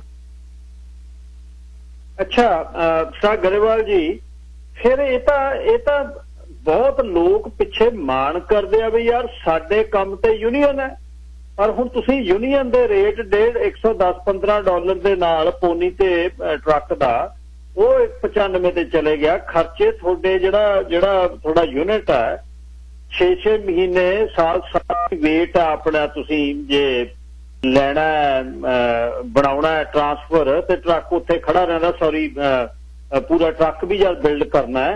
ਅੱਛਾ, ਇਹ ਹੁਣ ਕੀ ਪਹਿਲਾਂ ਹੁਣ ਯੂਨੀਅਨ ਦੇ ਵਿੱਚ ਸਾਡੇ ਭਾਈਚਾਰੇ ਦੀ ਕੋਈ ਰਿਪਰੈਜ਼ੈਂਟੇਸ਼ਨ ਹੈ ਆ ਉੱਪਰ? ਹਾਂਜੀ ਹੈਗੀ ਹੈ ਸਾਡੇ। ਇਹੀ ਹੈ ਪ੍ਰੋਬਲਮ ਓਨੈਸਟਲੀ ਜਿਹੜੀ ਹੈਗੀ ਹੈ ਸਾਡੀ ਕਮਿਊਨਿਟੀ ਦੇ ਵਿੱਚ। ਹੈਗਾ ਆ ਭਾਈਪਨ ਜਿਹੜਾ ਇੱਕ ਬਿਜ਼ਨਸ ਏਜੰਟ, ਉਹ ਵੀ ਆਪਣਾ ਮੁੰਡਾ ਹੈਗਾ ਆ, ਪਰ ਉਹ ਆਪਣੇ ਫੈਮਿਲੀ ਨਾਲੇ ਕਲੋਜ਼ ਫਰੈਂਡਾਂ ਦਾ ਕੇਅਰ ਕਰਦਾ ਆ। ਇਸ ਕਰਕੇ ਉਹ ਕੋ ਵੀ ਹੈਗਾ ਭਰਾ, ਨਾਲੇ ਉਹਦਾ ਡੈਡੀ ਇੰਡਸਟਰੀ ਦੇ ਵਿੱਚ ਉਹਨਾਂ ਦੀ ਫੇਵਰ ਕਰੀ ਜਾਂਦਾ ਆ। ਸਿੰਸ ਉਹ ਯੂਨੀਅਨ ਰੈਪਰੈਜ਼ੈਂਟੇਟਿਵ ਬਣਿਆ, ਉਹਦੇ ਡੈਡੀ ਨਾਲੇ ਭਰਾ ਬਿਜ਼ਨਸ ਪਹਿਲਾਂ ਬਣ ਗਏ ਸੀ ਡਿਪੈਂਡੈਂਟ ਕੰਟਰੈਕਟਰ, ਜਿਹੜੀ ਕੰਪਨੀ ਡਾਇਰੈਕਟ ਹਾਇਰ ਕਰਦੀ ਹੁੰਦੀ ਆ ਬ੍ਰੋਕਰਾਂ ਤੋਂ ਪਹਿਲਾਂ, ਫਿਰ ਉਹ ਬਣ ਗਏ ਬ੍ਰੋਕਰ। ਹੁਣ ਉਹ ਬ੍ਰੋਕਰ ਵੀ ਹੈਗੇ ਆ ਇੰਡਸਟਰੀ ਦੇ ਵਿੱਚ। ਨਾ ਜਿਹੜਾ ਵੀ ਇਹ ਕੁਐਸਚਨ ਬਣਾਉਂਦਾ ਆ, ਕਹਿੰਦਾ ਆ ਇਹ ਰੋਂਗ ਆ, ਫਿਰ ਉਹਨਾਂ ਨੂੰ ਟਾਰਗੇਟ ਕਰਦੇ ਨਾਲ ਅਟੈਕ ਕਰਦੇ, ਜਿੱਦਾਂ ਮੈਂ ਕੀਤਾ। ਮੈਂ ਇਹ ਟੈਨਸ਼ਨ ਬਣਾਇਆ ਸੀ ਪਹਿਲਾਂ, ਫਿਰ ਇਹਨਾਂ ਨੇ ਮੈਨੂੰ ਟਾਰਗੇਟ ਨਾਲ ਅਟੈਕ ਕੀਤਾ। ਬਲਵਿੰਦਰ ਸਿੰਘ ਗਰੇਵਾਲ ਜੀ, ਇੱਕ ਮੈਨੂੰ ਦੱਸਿਓ ਗੱਲ, ਜਿਹੜੇ ਇੱਕ ਤੁਸੀਂ ਬ੍ਰੋਕਰੇਜ ਸਿਸਟਮ ਕਹਿ ਰਹੇ ਹੋ ਯੂਨੀਅਨ ਦੇ ਵਿੱਚ, ਬ੍ਰੋਕਰੇਜ ਸਿਸਟਮ ਇਹ ਹੈ ਵੀ ਜਿਵੇਂ ਮੈਂ ਟਰੱਕ ਚਲਾਉਣਾ, ਮੇਰੇ ਤੁਸੀਂ ਦੋਸਤ ਹੋ, ਤੁਸੀਂ ਰਵਿੰਦਰ, ਬਿੱਟੂ ਹੋਣੀ, ਮੇਰੇ ਮੰਨ ਲਓ 20 ਦੋਸਤ ਨੇ, ਮੈਂ ਤੁਹਾਡੇ ਟਰੱਕ ਆਪਣੇ ਅੰਡਰ ਲੈ ਆਉਣੇ ਨੇ ਤੇ ਮੈਂ ਫਿਰ ਡਿਸਪੈਚ ਲੈ ਕੇ ਕੰਪਨੀਆਂ ਤੋਂ ਤੁਹਾਨੂੰ ਦੇਣਾ, ਇਹ ਬ੍ਰੋਕਰੇਜ ਹੈ ਜੀ? ਬਿਲਕੁਲ ਜੀ, ਬਿਲਕੁਲ ਗਿੱਲ ਸਾਹਿਬ। ਇਹੀ ਐਕਚੁਅਲੀ ਉਹੀ ਅਸੀਂ ਕਾਫੀ ਆਲਮੋਸਟ 4-5 ਸਾਲ ਤੋਂ ਅਸੀਂ ਆਵਾਜ਼ ਉਠਾਉਣ ਦੀ ਕੋਸ਼ਿਸ਼ ਕੀਤੀ ਹੈ ਜੀ ਕਿ ਇਹ ਜਿਹੜਾ ਸਿਸਟਮ ਹੈ ਇਹਨੂੰ ਖਤਮ ਕੀਤਾ ਜਾਵੇ। ਅਗਰ ਯੂਨੀਅਨ ਦੀ ਜੌਬ ਹੈ ਤਾਂ ਯੂਨੀਅਨ ਨੂੰ ਕਾਲ ਆਊਟ ਕਰਨਾ ਚਾਹੀਦਾ directly without any dispatch fee. ਉਹ ਰੇਟ ਆ ਜਿਹੜਾ ਫੁੱਲ ਸਿੱਧਾ ਬੈਨੀਫਿਟ ਜਿਹੜਾ ਮੈਂਬਰਸ ਨੂੰ ਜਾਣਾ ਚਾਹੀਦਾ। ਤੇ ਹੁਣ ਇੱਥੇ ਕੀ ਹੋ ਰਿਹਾ ਹੈ ਜੀ, ਜਿਨ੍ਹਾਂ ਨੂੰ ਉਹਨਾਂ ਨੂੰ ਇੱਕ ਫਾਰਮੈਲਿਟੀ ਜਿਹੜੀ ਉਹ ਬ੍ਰੋਕਰੇਜ ਦੇ ਸਰਟੀਫਿਕੇਟ ਯੂਨੀਅਨ ਨੇ ਯੂਨੀਅਨਾਈਜ਼ ਕੀਤੇ ਨੇ, ਉਹ ਵੀ ਆਪਣੀ ਮਰਜ਼ੀ ਨਾਲ ਉਹਨਾਂ ਨੇ ਆਪਣੇ ਬੰਦੇ ਜਿਹੜੇ ਉਹਨਾਂ ਦੇ, ਚਾਹੇ ਉਹ ਨਾਨ ਯੂਨੀਅਨ ਨੇ ਜਾਂ ਯੂਨੀਅਨ ਨੇ, ਮੋਸਟਲੀ ਜੀ ਕੀ ਹੋ ਰਿਹਾ ਕਿ ਆਪਣੇ ਉਹਨਾਂ ਦੇ ਜਿਹੜੇ ਟਰੱਕ ਨੂੰ ਉਹਨਾਂ ਨੂੰ ਪ੍ਰੈਫਰੈਂਸ ਦਿੰਦੇ ਨੇ ਰੈਦਰ ਦੈਨ ਜਿਹੜੇ ਯੂਨੀਅਨ ਮੈਂਬਰ ਨੇ ਸਿੰਗਲ ਓਨਰ ਪੇਟਰ। ਮੈਂ ਤਾਂ ਯੂਨੀਅਨ ਦੇ ਮੈਂਬਰ ਹੋ ਕੇ ਯੂਨੀਅਨ ਨੂੰ ਡਿਊਜ਼ ਦੇ ਕੇ ਯੂਨੀਅਨ ਕਿਉਂ ਨਹੀਂ ਰਨ ਕਰਦੀ ਬਿਜ਼ਨਸ? ਵੀ ਯਾਦ ਆਓ ਜੀ 900 ਮੈਂਬਰ ਆ, ਆਹ ਕੰਪਨੀ ਦੇ ਵਿੱਚ 300 ਟਰੱਕਾਂ ਦਾ ਆ ਗਿਆ, ਇੱਥੇ ਆਹ ਜੌਬ ਤੇ 300 ਦਾ ਆ ਗਿਆ, ਆਹ ਪ੍ਰਾਇਓਰਟੀ ਹੈ। ਤੇ ਉਹਦੇ ਚ ਗਾਹਾਂ ਬ੍ਰੋਕਰੇਜ ਸਿਸਟਮ ਦਾ ਤਾਂ ਮੈਂ ਇਹ ਸਮਝ ਨਹੀਂ ਲੱਗ ਰਹੀ ਵੀ ਇਹ ਕਿਵੇਂ ਚੱਲ ਰਿਹਾ ਵਿੱਚ। ਇਹ ਕਾਫੀ ਇਹ ਤਾਂ ਇਸ਼ੂ ਹੈ ਰਾਈਟ, ਜਿਹੜਾ ਕਿ ਯੂਨੀਅਨ ਪ੍ਰੈਜ਼ੀਡੈਂਟ ਨੂੰ, ਜਿਹੜਾ ਕਰੰਟ ਪ੍ਰੈਜ਼ੀਡੈਂਟ ਹੈ ਉਹਨੂੰ ਅਟੈਂਸ਼ਨ ਕੀਤੀ, ਵਾਈਸ ਪ੍ਰੈਜ਼ੀਡੈਂਟ ਨੂੰ, ਜਿਹੜਾ ਸੈਕਟਰੀ ਟ੍ਰੈਜਰਰ, ਬਿਜ਼ਨਸ ਰੈਪਾਂ ਨੂੰ ਅਸੀਂ ਕਹਿੰਦੇ ਆ, ਸਾਡੀ ਗੱਲ ਮੰਨਦੇ ਹੀ ਨਹੀਂ, ਸਾਡੀ ਗੱਲ ਮੰਨਦੇ ਹੀ ਨਹੀਂ। ਇਹ ਮੀਟਿੰਗਾਂ ਕਰਦੇ ਹੀ ਨਹੀਂ ਸਾਡਾ। ਮਸੀਂ 3 ਸਾਲ ਪਹਿਲਾਂ ਇੱਕ ਮੀਟਿੰਗ ਹੋਈ ਸੀ, ਜਿੱਦਾਂ ਅਸੀਂ ਸਾਰਿਆਂ ਨੂੰ ਮੈਂਬਰਾਂ ਨੂੰ ਕਿਹਾ ਸੀ, ਤੇ ਮੈਂ ਯੂਨੀਅਨ ਨਾਲ ਗੱਲ ਕੀਤੀ, ਜਿਹੜੇ ਹੈਗੇ ਵਾਈਸ ਪ੍ਰੈਜ਼ੀਡੈਂਟ ਹੈਗਾ, ਮੈਂ ਉਹਨਾਂ ਕਿਹਾ ਅਸੀਂ ਮੀਟਿੰਗ ਚਾਹੁੰਦੇ। ਉਹਨੇ ਫਾਈਨਲੀ ਮੀਟਿੰਗ ਸੈੱਟ ਕੀਤੀ, ਫਿਰ ਸਾਰੇ ਬੰਦਿਆਂ ਨੇ ਇਹਨਾਂ ਨੂੰ ਇਨਪੁਟ ਦਿੱਤਾ ਆ, ਇਹਨਾਂ ਨੇ ਇਨਪੁਟ ਕੋਈ ਵੀ ਨਹੀਂ ਲਿਆ। ਅੱਛਾ, ਹੁਣ ਜਿਹੜੇ pretty much opposite ਕੀਤਾ। ਸੋਲੂਸ਼ਨ ਹੁਣ ਹੈਗਾ, ਹੁਣ ਸੋਲੂਸ਼ਨ ਕੀ ਹੈ ਇਹਦਾ? ਹੁਣ ਸੋਲੂਸ਼ਨ ਇਹ ਹੈਗਾ ਆ, ਜਿਹੜੇ ਮੈਂਬਰ ਆ ਤੁਸੀਂ ਡਰੋ ਨਾ, ਅਸੀਂ ਕੈਨੇਡਾ ਦੇ ਵਿੱਚ ਆ, ਕੋਈ ਬੰਦਾ ਤੁਹਾਨੂੰ ਧਮਕੀਆਂ ਦਿੰਦਾ ਏਦਾਂ ਵੋਟ ਪਾਓ ਓਦਾਂ ਵੋਟ ਪਾਓ, ਤੁਸੀਂ ਪੁਲਿਸ ਨੂੰ ਫੋਨ ਕਰੋ। ਇਹ ਫੈਡਰਲ ਕ੍ਰਾਈਮ ਆ। ਪਹਿਲਾਂ ਬੈਕ ਇਨ ਦ ਡੇ ਜਦੋਂ 60, 70, 80 ਦੇ ਵਿੱਚ ਗੈਂਗਾਂ ਨੂੰ, ਮੌਬਾਂ ਨੂੰ ਹਾਇਰ ਕਰਨੇ ਯੂਨੀਅਨ ਰੈਪਾਂ ਨੇ, ਕੁੱਟਰਾਂ ਮੈਂਬਰਾਂ ਨੂੰ, ਸੋ ਤੁਸੀਂ ਏਦਾਂ ਵੋਟ ਪਾਓ। ਸਾਡੇ ਕੋਲ ਇੱਥੇ ਫਰੀडम ਹੈਗੀ, ਤੁਸੀਂ ਬੰਦਿਆਂ ਦੇ ਥੱਲੇ ਨਾ ਜਿੱਦਾਂ ਇੰਟੀਮੀਡੇਟ ਨਾ ਹੋ। ਇੱਥੇ ਹੈਗੇ ਮੁੰਡੇ, ਤੁਸੀਂ, ਮੈਂ ਹੁਣ ਤੁਹਾਨੂੰ ਆਪਣਾ ਨੰਬਰ ਵੀ ਦਊਂਗਾ, ਤੁਸੀਂ ਦੂਜੇ ਬੰਦੇ ਤੁਹਾਨੂੰ ਚਾਹੁੰਦੇ ਆ ਐਨੀ ਇੰਡਸਟਰੀ ਦੇ ਵਿੱਚ ਵੀ ਹੋਵੇ, ਮੈਂ ਤੁਹਾਡੀ ਹੈਲਪ ਕਰੂੰਗਾ। ਇਸ ਕਰਕੇ ਜਿਹੜੇ ਇੱਥੇ ਕੈਨੇਡੀਅਨ ਬੋਰਨ ਮੁੰਡੇ, ਅਸੀਂ ਆਕਰੇ ਪਏ ਆ ਇੱਧਰ ਦੇਖਣ ਦੇ। ਇਸ ਕਰਕੇ ਸਾਡੇ ਮਾਂ ਪਿਓ ਵੀ ਇੱਥੇ ਆਏ ਸੀ ਇਹ ਕੰਟਰੀ ਨੂੰ, ਨਹੀਂ ਸਾਨੂੰ ਇੱਦਾਂ ਲੱਗਦਾ ਇਹਨਾਂ ਨਾਲ ਇੱਦਾਂ ਵੀ ਹੋਇਆ ਆ। ਅਸੀਂ ਨਹੀਂ ਇੱਦਾਂ ਬਰਦਾਸ਼ਤ ਕਰਨਾ ਚਾਹੁੰਦੇ। ਸਾਡੀ ਜ਼ਿੰਮੇਵਾਰੀ ਹੈਗੀ ਹੈ ਜ਼ਿੰਦਗੀ ਦੇ ਵਿੱਚ, ਨੈਕਸਟ ਜਨਰੇਸ਼ਨ ਲਈ ਵਧੀਆ ਜ਼ਿੰਦਗੀ ਹੋਵੇ। ਇੱਦਾਂ ਨਹੀਂ ਅਸੀਂ ਕਾਬੂ ਕਰਕੇ ਅਸੀਂ ਆਪਣਾ ਹੀ ਸੋਚਣਾ, ਹੋਰ ਕਿਸੇ ਦਾ ਨਹੀਂ ਸੋਚਣਾ। ਇਹ ਸਿੱਖੀ ਹੈ ਨਹੀਂ, ਸਿੱਖੀ ਹੈਗੀ ਆ ਅਸੀਂ ਯੂਨਿਟੀ। Very good. ਅੱਛਾ ਬਲਵਿੰਦਰ ਸਿੰਘ ਗਰੇਵਾਲ ਜੀ, ਹੁਣ ਦੱਸੋ ਵੀ ਮੁੰਡੇ ਕੰਮ ਕਿਵੇਂ ਕਰਨ ਤੁਹਾਡੇ ਨਾਲ, ਜਿਹੜੇ ਮੈਂਬਰ ਨੇ ਜਿਨ੍ਹਾਂ ਨੇ 700-800 ਨੇ ਵੋਟ ਪਾਉਣੀ ਹੈ? ਗਰੁੱਪਿਜ਼ਮ ਹੁੰਦਾ, ਇਹ ਮਾੜੀ ਕਿਸਮਤ ਆ ਕਮਿਊਨਿਟੀ ਦੀ। ਪਰ ਹੁਣ ਇਹਨੂੰ ਗੱਲ ਨੂੰ ਸਿੱਧਿਆਂ ਕਰਨ ਲਈ ਤੁਹਾਡੀ ਗੱਲ ਦੇ ਵਿੱਚ ਵੀ ਜਿਹੜਾ ਇਹ ਗੱਲ ਹੋ ਰਿਹਾ, ਧੱਕਾ ਹੋ ਰਿਹਾ, ਹਰਮਨ ਕਹਿੰਦਾ 4 ਮਹੀਨੇ ਸਾਲ ਹੋ ਗਏ ਸਾਡੀ ਕੋਈ ਮੀਟਿੰਗ ਨਹੀਂ ਹੋਈ, ਤੇ ਹੁਣ ਇਹਨੂੰ ਫਿਰ ਸਿੱਧਿਆਂ ਕਿਵੇਂ ਕੀਤਾ ਜਾਵੇ? ਕੀ ਕਰਨ ਕੀ ਮੈਂਬਰ, ਉਹ ਸਮਝਾਓ। ਹਾਂਜੀ ਗਿੱਲ ਸਾਹਿਬ, ਥੈਂਕ ਯੂ ਵੈਰੀ ਮਚ। ਮੈਂ ਤੁਸੀਂ ਬੜਾ ਅੱਛਾ ਕੁਐਸਚਨ ਕੀਤਾ ਕਿ ਬੜਾ ਇਹਨੂੰ ਸਿੰਪਲ ਤਰੀਕੇ ਨਾਲ ਮੈਂ ਜੇ ਇਹਨੂੰ ਦੱਸਣਾ ਚਾਹਾਂ। ਮੇਰੇ ਨਿੱਜੀ ਤੌਰ ਤੇ ਕਿਸੇ ਨਾਲ ਵੀ ਜਿਹੜੇ ਵਿਚਾਰਕ ਵਖਰੇਵੇਂ ਹੋ ਸਕਦੇ ਨੇ ਜਾਂ ਉਹ ਜਿਹੜੇ ਕੈਂਡੀਡੇਟ ਨੇ ਉਹਨਾਂ ਦੇ ਹੋ ਸਕਦੇ ਨੇ, ਮੈਂ ਬੇਨਤੀ ਕਰਦਾ ਕਿਉਂਕਿ ਅੱਜ ਤੱਕ ਸਾਡੀ ਜਿਹੜੀ ਆਵਾਜ਼ ਆ ਉਹ ਇੱਕ ਆਪੋਜੀਸ਼ਨ ਆਵਾਜ਼ ਕਦੇ ਵੀ ਨਹੀਂ ਬਣੀ ਜੀ। ਇਲੈਕਸ਼ਨ ਦਾ ਹੀ ਸਾਨੂੰ ਮੇਰੇ ਖਿਆਲ ਮੈਂਬਰਸ ਨੂੰ ਕਦੇ ਪਤਾ ਨਹੀਂ ਹੁੰਦਾ ਸੀ ਕਿ ਇਲੈਕਸ਼ਨ ਕਦੋਂ ਹੋਣੀ ਹੈ, ਤੇ ਪਹਿਲੀ ਵਾਰ ਅਸੀਂ ਕਿਸੇ ਪ੍ਰੈਸ਼ਰ ਰਾਹੀਂ ਜੀ ਇਹ ਜਾਂ ਜਿਸ ਤਰ੍ਹਾਂ ਵੀ ਇਹ ਮੀਟਿੰਗਸ ਵੀ ਅਸੀਂ ਬੜੇ ਪ੍ਰੈਸ਼ਰ ਨਾਲ ਅਰੇਂਜ ਕਰਵਾਈ ਜੀ 3 ਸਾਲ ਪਹਿਲਾਂ, ਤੇ 4-4 5-5 ਸਾਲ ਮੀਟਿੰਗ ਹੀ ਨਹੀਂ ਕਰਦੇ ਜੀ ਉਹ। ਤੇ ਜਦੋਂ ਹੁਣ ਮੀਟਿੰਗ ਹੁੰਦੀ ਹੈ, ਜਦੋਂ ਰੋਸ ਬਹੁਤ ਵੱਡਾ ਰੋਸ ਸੀਗਾ ਮੈਂਬਰਸ ਦਾ ਉੱਥੇ ਹਾਲ ਦੇ ਵਿੱਚ ਦੇਖਿਆ ਗਿਆ, ਤੇ ਉਹਨਾਂ ਨੇ ਉਸ ਤੋਂ ਬਾਅਦ ਉਹ ਮੀਟਿੰਗ ਦੁਬਾਰਾ ਅਰੇਂਜ ਨਹੀਂ ਕੀਤੀ ਹੈਗੀ। ਤੇ ਸੈਕੰਡ ਜਿਹੜੀ ਇਹ ਹੈਗੀ ਹੈ ਜੀ, ਅੱਜ ਐਤਕੀ ਪਹਿਲੀ ਵਾਰ ਸਾਨੂੰ ਇਹ ਮੌਕਾ ਮਿਲਿਆ ਸਾਡੇ ਆਪਣੇ ਕੈਂਡੀਡੇਟਸ ਭੇਜਣ ਦਾ, ਤੇ ਅਸੀਂ ਚਾਹੁੰਦੇ ਹਾਂ ਕਿ ਬਦਲਾਅ ਹੋਵੇ। ਸਾਡੀ ਜਿਹੜੀ ਆਵਾਜ਼ ਆ ਕੁਛ ਨਾ ਕੁਛ ਅਸੀਂ ਫੇਅਰਨੈਸ ਲਿਆਉਣ ਦੀ ਕੋਸ਼ਿਸ਼ ਕਰੀਏ। ਅਸੀਂ ਫੇਅਰਨੈਸ ਲਿਆਉਣ ਦੀ ਇਸੇ ਕਰਕੇ ਅਸੀਂ ਜਿਹੜਾ ਇਹ ਮੁੱਦਾ ਇਹ ਚੱਕਿਆ। ਈਵਨ ਅਸੀਂ ਪਟੀਸ਼ਨਸ ਵੀ ਸਾਈਨ ਕੀਤੀਆਂ ਸੀਗੀਆਂ ਜੀ ਕੌਨਫਲਿਕਟ ਆਫ ਇੰਟਰਸਟ ਦੀਆਂ। ਪਹਿਲਾਂ ਉਹ ਥੋੜਾ ਡਿਟੇਲ ਮੈਂ ਬੇਨਤੀ ਕਰੂੰਗਾ ਤੁਹਾਨੂੰ, ਕਿਸੇ ਟਾਈਮ ਸਾਨੂੰ ਟਾਈਮ ਦਿਓ, ਅਗਲੀ ਵਾਰ ਕਿਸੇ ਓਪਨ ਟਾਕ ਸ਼ੋ ਕਰੀ, ਉਹਦੇ ਵਿੱਚ ਸਾਨੂੰ ਡਿਟੇਲ ਅਸੀਂ ਜਿਹੜੀ ਗੱਲ ਕਰ ਲਾਂਗੇ। ਹਾਂ ਫੇਰ ਕਰ ਲਾਂਗੇ ਇੱਕ ਵੀਕ, ਕੋਈ ਗੱਲ ਨਹੀਂ। ਬਿਲਕੁਲ ਜੀ। ਤੇ ਮੈਂ ਉਹਨੂੰ ਆਪਾਂ ਉਸ ਮੁੱਦੇ ਨੂੰ ਫੇਰ ਛੇੜਾਂਗੇ ਜੀ। ਤੇ ਬੇਨਤੀ ਕਰਦਾ, ਮੇਰੇ ਨਾਲ ਕਿਸੇ ਦੇ ਬਖਰੇਵੇਂ ਪਰਸਨਲ ਹੋ ਸਕਦੇ ਨੇ, ਕਿਰਪਾ ਕਰਕੇ ਪਲੀਜ਼ ਮੇਰੀ ਹੱਥ ਬੰਨ੍ਹ ਕੇ ਬੇਨਤੀ ਆ ਮੈਂਬਰਸ ਨੂੰ, ਜੇ ਉਹ ਬਿਲਕੁਲ ਇਹ ਮਹਿਸੂਸ ਕਰਦੇ ਨੇ ਕਿ ਸਾਡੀ ਆਵਾਜ਼ ਨਹੀਂ ਸੁਣੀ ਜਾ ਰਹੀ, ਸਾਡੇ ਨਾਲ ਧੱਕਾ ਹੋ ਰਿਹਾ, ਜਾਂ ਯੂਨੀਅਨ 'ਚ ਬੈਠੇ ਸਾਡੀ ਆਵਾਜ਼ ਨਹੀਂ ਸੁਣੀ ਜਾ ਰਹੀ, ਅਸੀਂ ਬਦਲਾਅ ਚਾਹੁੰਦੇ ਹਾਂ, ਤਾਂ ਕਿਰਪਾ ਕਰਕੇ ਸਿਰਫ 1-2 ਦਿਹਾੜੀ ਕੰਮ ਕਰਨ ਵਾਸਤੇ, ਜੌਬ ਕਰਨ ਵਾਸਤੇ, ਜਾਂ ਕਿਸੇ ਪ੍ਰੈਸ਼ਰ ਵਾਰ ਕਰਕੇ, ਜਾਂ ਕਿਸੇ ਡਰ ਦੇ ਸਾਏ ਕਰਕੇ ਪਲੀਜ਼ ਆਪਣਾ ਡਿਸੀਜਨ ਆ ਜਿਹੜਾ ਨਾ ਬਣਾਇਓ। ਇੱਕ ਵਾਰ ਆਪਣੀ ਜ਼ਮੀਰ ਦੀ ਆਵਾਜ਼ ਜ਼ਰੂਰ ਸੁਣਿਓ। ਇੱਕ ਵਾਰ ਬੋਰਡ ਦੇ ਸਾਈਨ ਕਰਨ ਤੋਂ ਪਹਿਲਾਂ ਜਾਂ ਉਹਦੇ ਤੇ ਮਾਰਕ ਕਰਨ ਤੋਂ ਪਹਿਲਾਂ, ਉਹਨੂੰ ਮੇਲ ਕਰਨ ਤੋਂ ਪਹਿਲਾਂ ਪਲੀਜ਼। ਈਵਨ ਬਹੁਤ ਮੇਰੇ ਮੈਂਬਰਸ, ਮੇਰੇ ਫਰੈਂਡਸ, ਦੋਸਤ ਮਿੱਤਰ, ਮੇਰੇ ਭਰਾਵਾਂ ਨੇ ਕਾਲ ਕਰਕੇ ਕਿਹਾ ਕਿ ਸਾਡਾ ਕੋਈ ਇੰਟਰਸਟ ਹੈ ਨਹੀਂ ਸੀ ਇਹਦੇ ਵਿੱਚ, ਅਸੀਂ ਜੇ ਵਾਲਟ ਆ ਵੀ ਗਏ ਅਸੀਂ ਪਾੜ ਕੇ ਸਿੱਟ ਦੇਣੇ ਸੀ। ਕਿਰਪਾ ਕਰਕੇ ਇਦਾਂ ਨਾ ਕਰਿਓ, ਆਪਣੀ ਬੋਰਡ ਦਾ ਇਸਤੇਮਾਲ ਕਰਿਓ। ਤੇ ਸਟੀਵਨ ਸਿੰਘ ਵਾਈਸ ਪ੍ਰੈਜ਼ੀਡੈਂਟ, ਤੇ ਮਨਿੰਦਰ ਸਿੰਘ ਝੱਜ ਬਾਈ ਜੀ, ਸੌਰੀ ਮੈਂ ਸਪੈਲਿੰਗ ਮਿਸਟੇਕ ਕਰ ਗਿਆ ਸੀ, ਝੱਜ ਨੇ ਉਹ। ਕੋਈ ਨਾ, ਉਹਨਾਂ ਨੂੰ ਪਲੀਜ਼, ਜੇ ਤੁਸੀਂ ਚਾਹੁੰਦੇ ਹੋ ਕਿ ਹਾਂਜੀ ਇਹ ਸਾਨੂੰ ਚੇਂਜ ਚਾਹੀਦੀ ਆ, ਮੈਂ ਨਹੀਂ ਕਹਿੰਦਾ ਕਿ ਤੁਸੀਂ ਮੇਰੇ ਪ੍ਰਭਾਵ ਥੱਲੇ ਉਹ ਵੋਟ ਨੂੰ ਪਾਓ, ਤੁਸੀਂ ਤੁਹਾਡਾ ਮਨ ਕੀ ਕਹਿੰਦਾ ਪਲੀਜ਼ ਉਹ ਆਪਣੇ ਮਨ ਦੀ ਆਵਾਜ਼ ਸੁਣੋ। ਤੇ ਇੱਕ ਵਾਰ ਮੌਕਾ ਮਿਲਿਆ ਤੁਹਾਨੂੰ ਚੇਂਜ ਕਰਨ ਦਾ, ਤੇ ਤੁਹਾਡੀ ਆਵਾਜ਼ ਆ ਜਿਹੜੀ ਉਹ ਉੱਥੇ ਤੱਕ ਪਹੁੰਚਾਉਣ ਦਾ, ਇਹ ਪਲੀਜ਼ ਮੌਕੇ ਨੂੰ ਹੱਥੋਂ ਨਾ ਗਵਾਇਓ।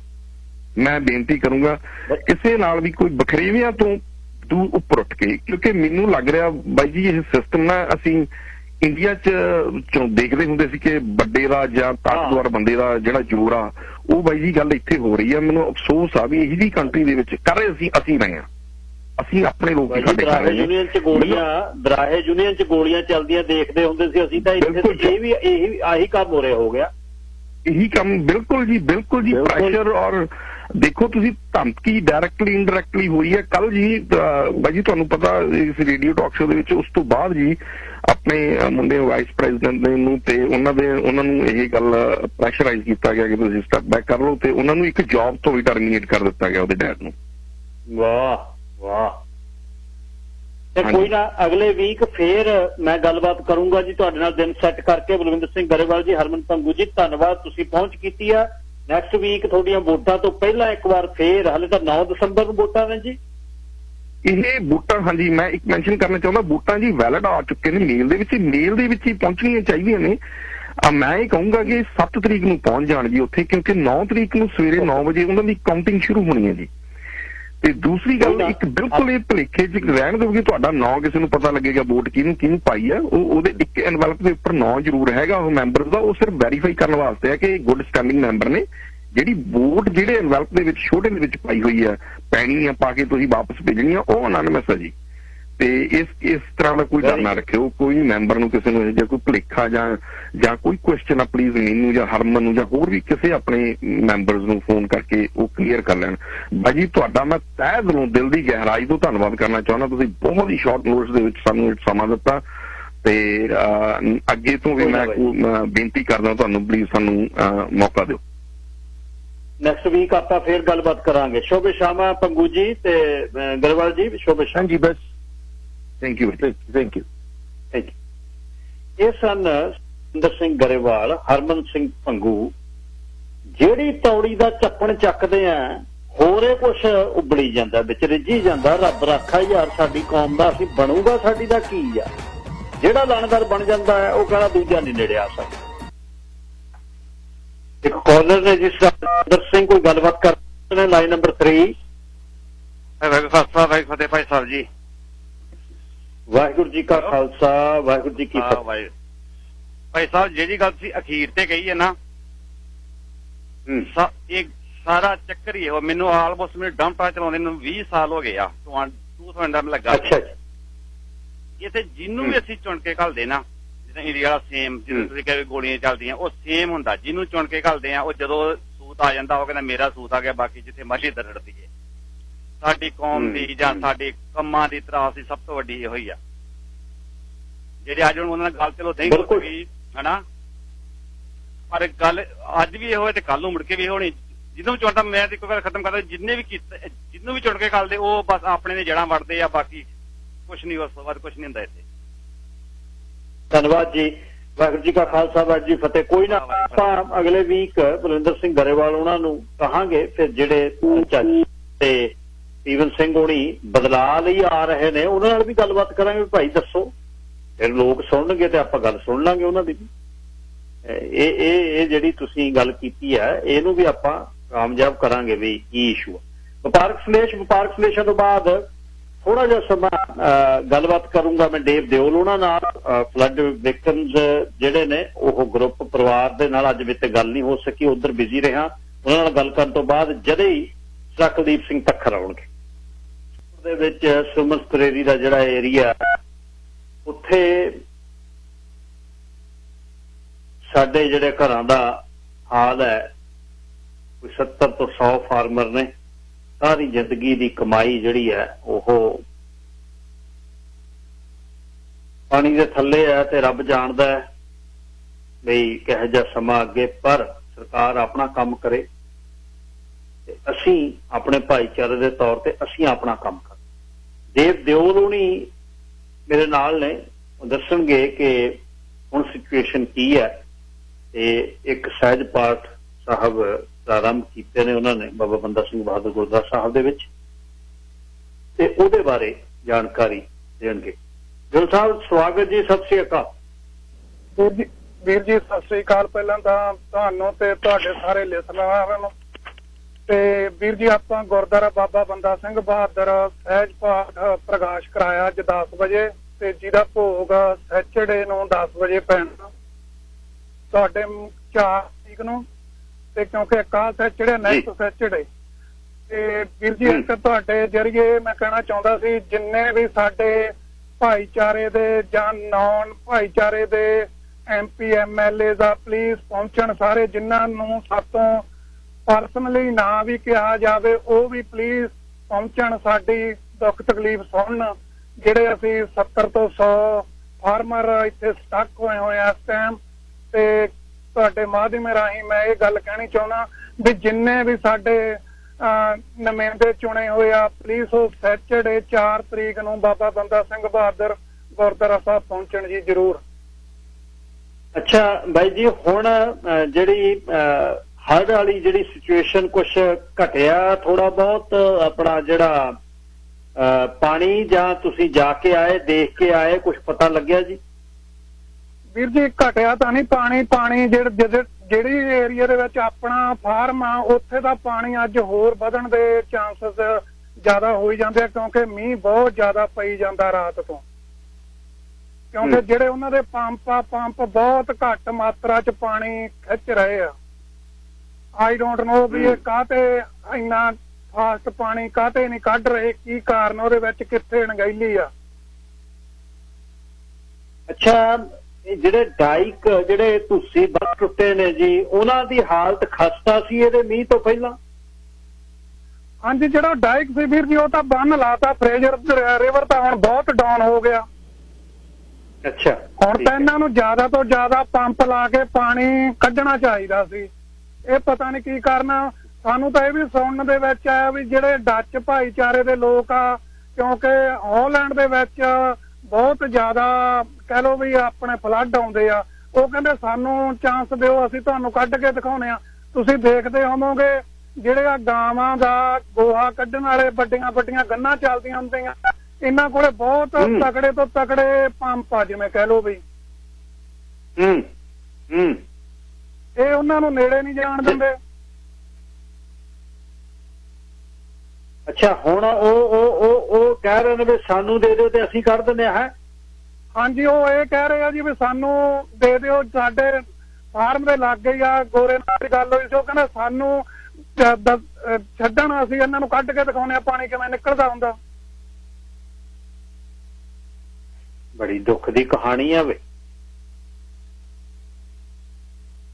ਤੇ ਖੰਡਪਾਲ ਸਾਹਿਬ ਡੇਅਰੀ ਫਾਰਮ ਵੱਡੇ ਆ, ਉਹਨਾਂ ਕੋਲੇ ਸਾਧਨ ਹੈਗੇ ਆ ਆਲਰੇਡੀ। ਅੱਛਾ, ਤੇ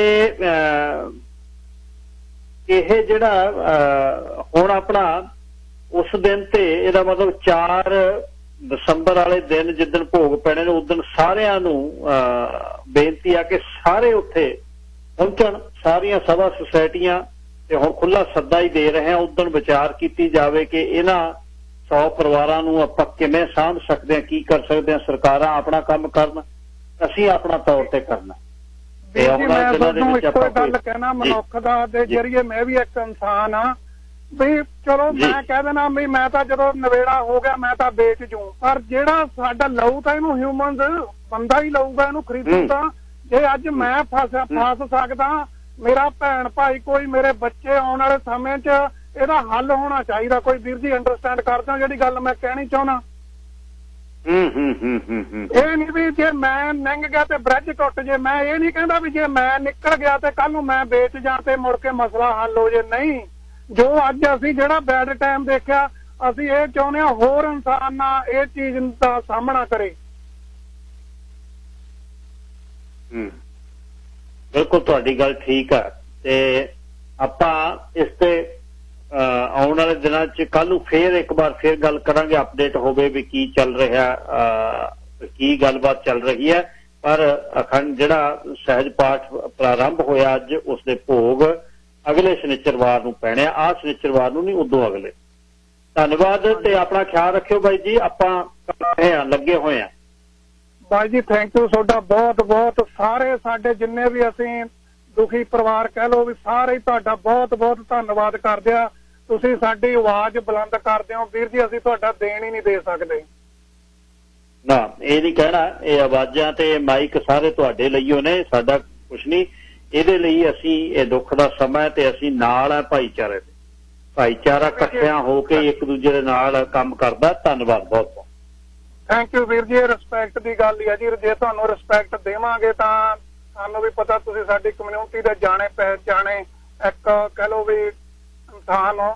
ਤੇ ਥੈਂਕ ਯੂ ਵੀਰ ਜੀ ਤੁਹਾਡਾ ਬਹੁਤ ਬਹੁਤ ਧੰਨਵਾਦ ਜੀ। ਦਿਓਲ, ਸੋਨੂ ਦਿਓਲ ਹੋਣੀ ਗੱਲਬਾਤ ਕਰ ਰਹੇ ਸੀ।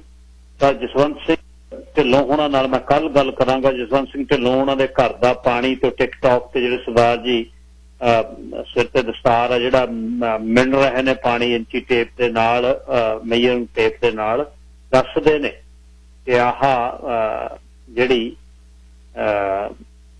ਇੰਨਾ ਪਾਣੀ ਹੈ। ਤੇ ਉਹ ਆਪਣਾ ਉਹਨਾਂ ਨੂੰ ਮੈਂ ਕੱਲ ਨੂੰ ਲੈ ਕੇ ਆਵਾਂਗਾ ਪ੍ਰੋਗਰਾਮ ਦੇ ਵਿੱਚ।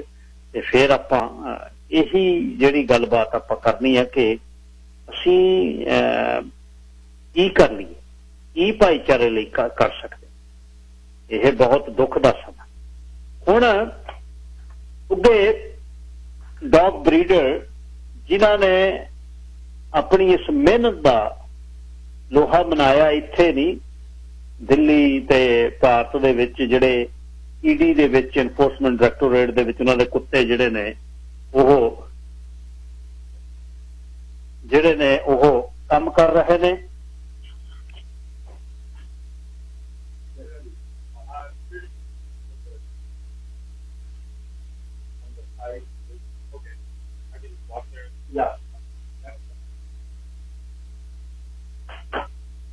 ਤੇ ਟੌਪ ਆਫ ਦਾ ਬਰੀਡ 4-4 ਪੀੜ੍ਹੀਆਂ 5-5 ਪੀੜ੍ਹੀਆਂ ਦੀ ਲਿਸਟ, ਕੌਣ ਪ੍ਰਧਾਨਾ ਸੀ, ਕੌਣ ਨਾਨਾ ਸੀ ਤੇ ਕੌਣ ਬਾਪੂ ਤੇ ਬੇਬੇ ਵਾਲੇ ਪਾਸਿਓਂ। ਇਸ ਤਰ੍ਹਾਂ ਡੌਗ ਬਰੀਡਿੰਗ ਹੁੰਦੀ ਹੈ ਤੇ ਤਾਂ ਹੀ ਉਹ ਫਿਰ ਘਰ ਦਾ ਮੈਂਬਰ ਬਣੂਗਾ ਜੇ ਉਹਦੀ ਬਲੱਡ ਲਾਈਨ ਵਧੀਆ ਹੋ। ਫਿਰ ਉਹਨੂੰ ਟ੍ਰੇਨਡ ਕਿਵੇਂ ਕਰਨਾ, ਉਹਦੀ ਡਾਇਟ ਕੀ ਹੋਵੇ ਤੇ ਉਹ ਕੀ ਫਿਰ ਤੁਹਾਡੇ ਲਈ ਕਰ ਸਕਦਾ ਕੰਮ। ਇਹ ਜਿਹੜੀਆਂ ਬਰੀਡ ਸਾਰੇ ਹਰ ਇੱਕ ਦਾ ਇੱਕ ਟੇਸਟ ਆ। ਕਿਸੇ ਨੂੰ ਗ੍ਰੇਡਨ ਵਧੀਆ ਲੱਗਦਾ ਹੈ, ਕਿਸੇ ਨੂੰ ਬਾਕਸਟਰ ਵਧੀਆ ਲੱਗਦੇ ਨੇ, ਕਿਸੇ ਨੂੰ ਰੌਟਵੈਲਰ, ਜਰਮਨ ਸ਼ੈਫਰਡ ਵਧੀਆ ਲੱਗਦੇ ਨੇ। ਛੋਟੇ ਨੇ ਜਿਹੜੇ ਬੋਸਟਨ ਟੈਰੀਅਰ ਨੇ ਤੇ ਅਲੱਗ-ਅਲੱਗ ਨੇ। ਛੋਟੀਆਂ ਜਿਹੜੀਆਂ ਬਰੀਡਸ ਨੇ ਉਹ ਬਾਹਲੇ ਤੇਜ਼ ਨੇ, ਉਹ ਐਡੇ ਕਨੱਖੇ ਨੇ, ਬੜਾ ਕੋਲ ਦੀ ਨਿਗਾਹੋ। ਛੋਟੇ ਜਿਹੜੇ ਨੇ ਟੁੱਟ ਆਉਂਦੇ ਨੇ, ਟੁੱਟ ਬੜਾ ਲੰਘਿਆ ਜਾਂਦਾ, ਉਹਨੂੰ ਕਹਿੰਦਾ ਚੱਲ ਲੱਗਿਆ ਰਹਿ ਤੂੰ ਕੋਈ ਨਾ, ਪਰ ਉਹ ਪੈਂਦੇ ਬਹੁਤ ਨੇ। ਸੋ ਹੁਣ ਆਹ ਦਿਨਾਂ ਦੇ ਵਿੱਚ ਕਾਰਨ ਜਦ ਹੜ੍ਹ ਆਇਆ, ਹੜ੍ਹ ਦੇ ਵਿੱਚ ਬਹੁਤ ਕੁਝ ਪਿੱਛੇ ਰਹਿ ਗਿਆ। ਮੈਨੂੰ ਯਾਦ ਹੈ ਜੀਵਨ ਮਾਂਗਟ ਉਹਨਾਂ ਦੇ ਡੌਗ ਪਿੱਛੇ ਰਹਿ ਗਏ।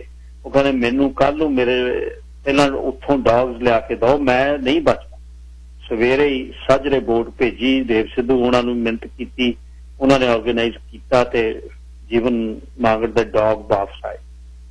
ਤੇ ਕੋਈ ਹਫ਼ਤੇ ਬਾਅਦ ਬਿੱਲੀਆਂ ਨੂੰ ਰੈਸਕਿਊ ਕਰ ਰਿਹਾ, ਘੋੜਿਆਂ ਨੂੰ ਚੌਪਰ ਦੇ ਨਾਲ ਚੱਕ ਰਹੇ ਨੇ। ਜਾਨਾਂ ਆਪਣੀਆਂ ਜਿਹੜੇ ਘਰ ਦੇ ਜੀ ਨੇ, ਤੁਸੀਂ ਘਰ ਦੇ ਇਹਨਾਂ ਤੋਂ ਚਾਹੇ 10-12 ਸਾਲ ਦਾ ਸਫ਼ਰ ਹੈ ਆਪਣੇ ਨਾਲ, ਪਰ ਉਹਦੇ ਬਿਨਾਂ ਤੁਸੀਂ ਨਹੀਂ ਬਚ ਸਕਦੇ। ਜਦ ਤੁਸੀਂ ਰੱਖ ਲਿਆ ਉਹਦੇ ਬਾਅਦ ਤਾਂ ਫਿਰ ਉਹ ਸਾਰਾ ਕੁਛ ਹੀ ਹੈ, ਤੁਸੀਂ ਉਹਦੇ ਘਰ 'ਚ ਰਹਿੰਦੇ ਹੋ। ਮੇਰੇ ਖਿਆਲ ਫਿਰ ਐਂ ਹੋ ਜਾਂਦਾ, ਪਹਿਲਾਂ ਹੀ ਲੱਗਦਾ ਵੀ ਇਹ ਆਵਾਜ਼ ਕਰੂ, ਇਹ ਚਾਹ ਕਰੂ, ਇਹਦਾ ਨਾ ਕੋਈ ਜੋ ਸਮੈਲ ਆਉਂਦੀ ਆ, ਨਾ ਤੁਹਾਨੂੰ ਕੋਈ ਕਹਾਣੀ ਆਉਂਦੀ ਹੈ। ਉਹ ਲਿਟੀ ਚੱਲੇ ਤੁਹਾਡੇ ਤੇ, ਬੈਠੀ ਚੱਲੇ ਤੇ ਭੌਂਕੀ ਚੱਲੇ, ਚਾਵਲੀ ਚੱਲੇ ਤੇ ਹਰ ਇੱਕ ਚੀਜ਼ ਦਾ ਉਹਨੂੰ ਪਤਾ ਜਾਂ ਤੁਸੀਂ ਐਂਟਰ ਹੋਣਾ ਜਿਹਦੇ ਰੱਖੇ ਨੇ ਵੀ ਮੇਰਾ ਅੱਜ ਪਰਿਵਾਰ ਦਾ ਜੀ ਦੁਖੀ ਆ, ਇਹ ਸਟ੍ਰੈਸ ਆਊਟ ਹੈ, ਇਹਨੂੰ ਮੈਂ ਹੁਣ ਕਿਵੇਂ ਪਿਆਰ ਕਰਾਂ, ਕਿਵੇਂ ਹੱਥ ਚੱਕਾਂ। ਉਹ ਇਹਦੇ ਲਈ ਅੱਜ ਗੱਲ ਕਰਨ ਲਈ ਮੇਰੇ ਨਾਲ ਸਰਦਾਰ ਕੁਲਦੀਪ ਸਿੰਘ ਤੱਖਰ ਨੇ। ਤੱਖਰ ਸਾਹਿਬ ਸਵਾਗਤ ਜੀ।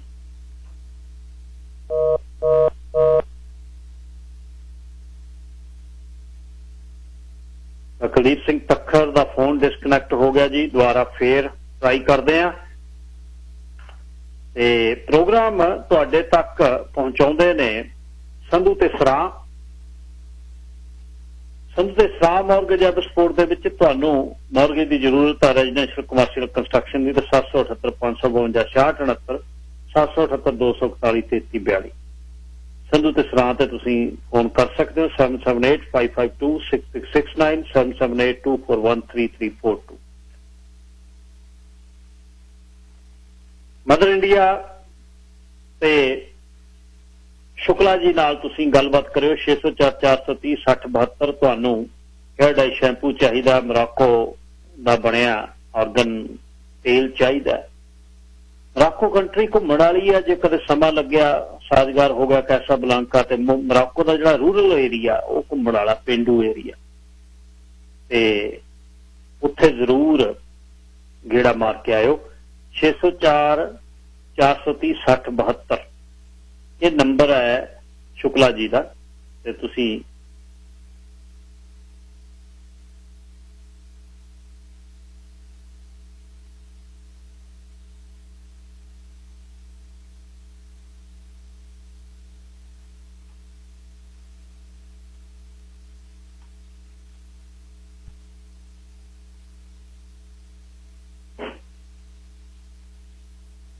ਸ਼ੁਕਲਾ ਜੀ ਨਾਲ ਗੱਲਬਾਤ ਤੁਸੀਂ ਕਰ ਸਕਦੇ ਹੋ।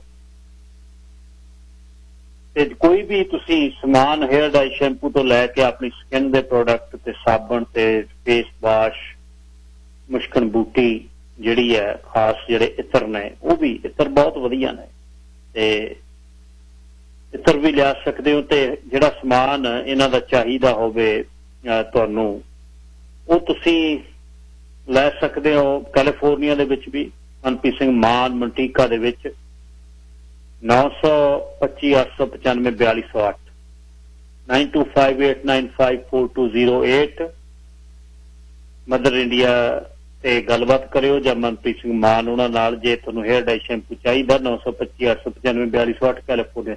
ਤੱਖਰ ਸਾਹਿਬ ਸਵਾਗਤ ਜੀ, ਸਤਿ ਸ੍ਰੀ ਅਕਾਲ। ਸਤਿ ਸ੍ਰੀ ਅਕਾਲ ਜੀ ਗਿੱਲ ਸਾਹਿਬ, ਆਪ ਜੀ ਨੂੰ ਵੀ ਸਤਿ ਸ੍ਰੀ ਅਕਾਲ ਜੀ, ਸੁਣਨ ਵਾਲਿਆਂ ਦਾ ਵੀ ਧੰਨਵਾਦ ਜੀ।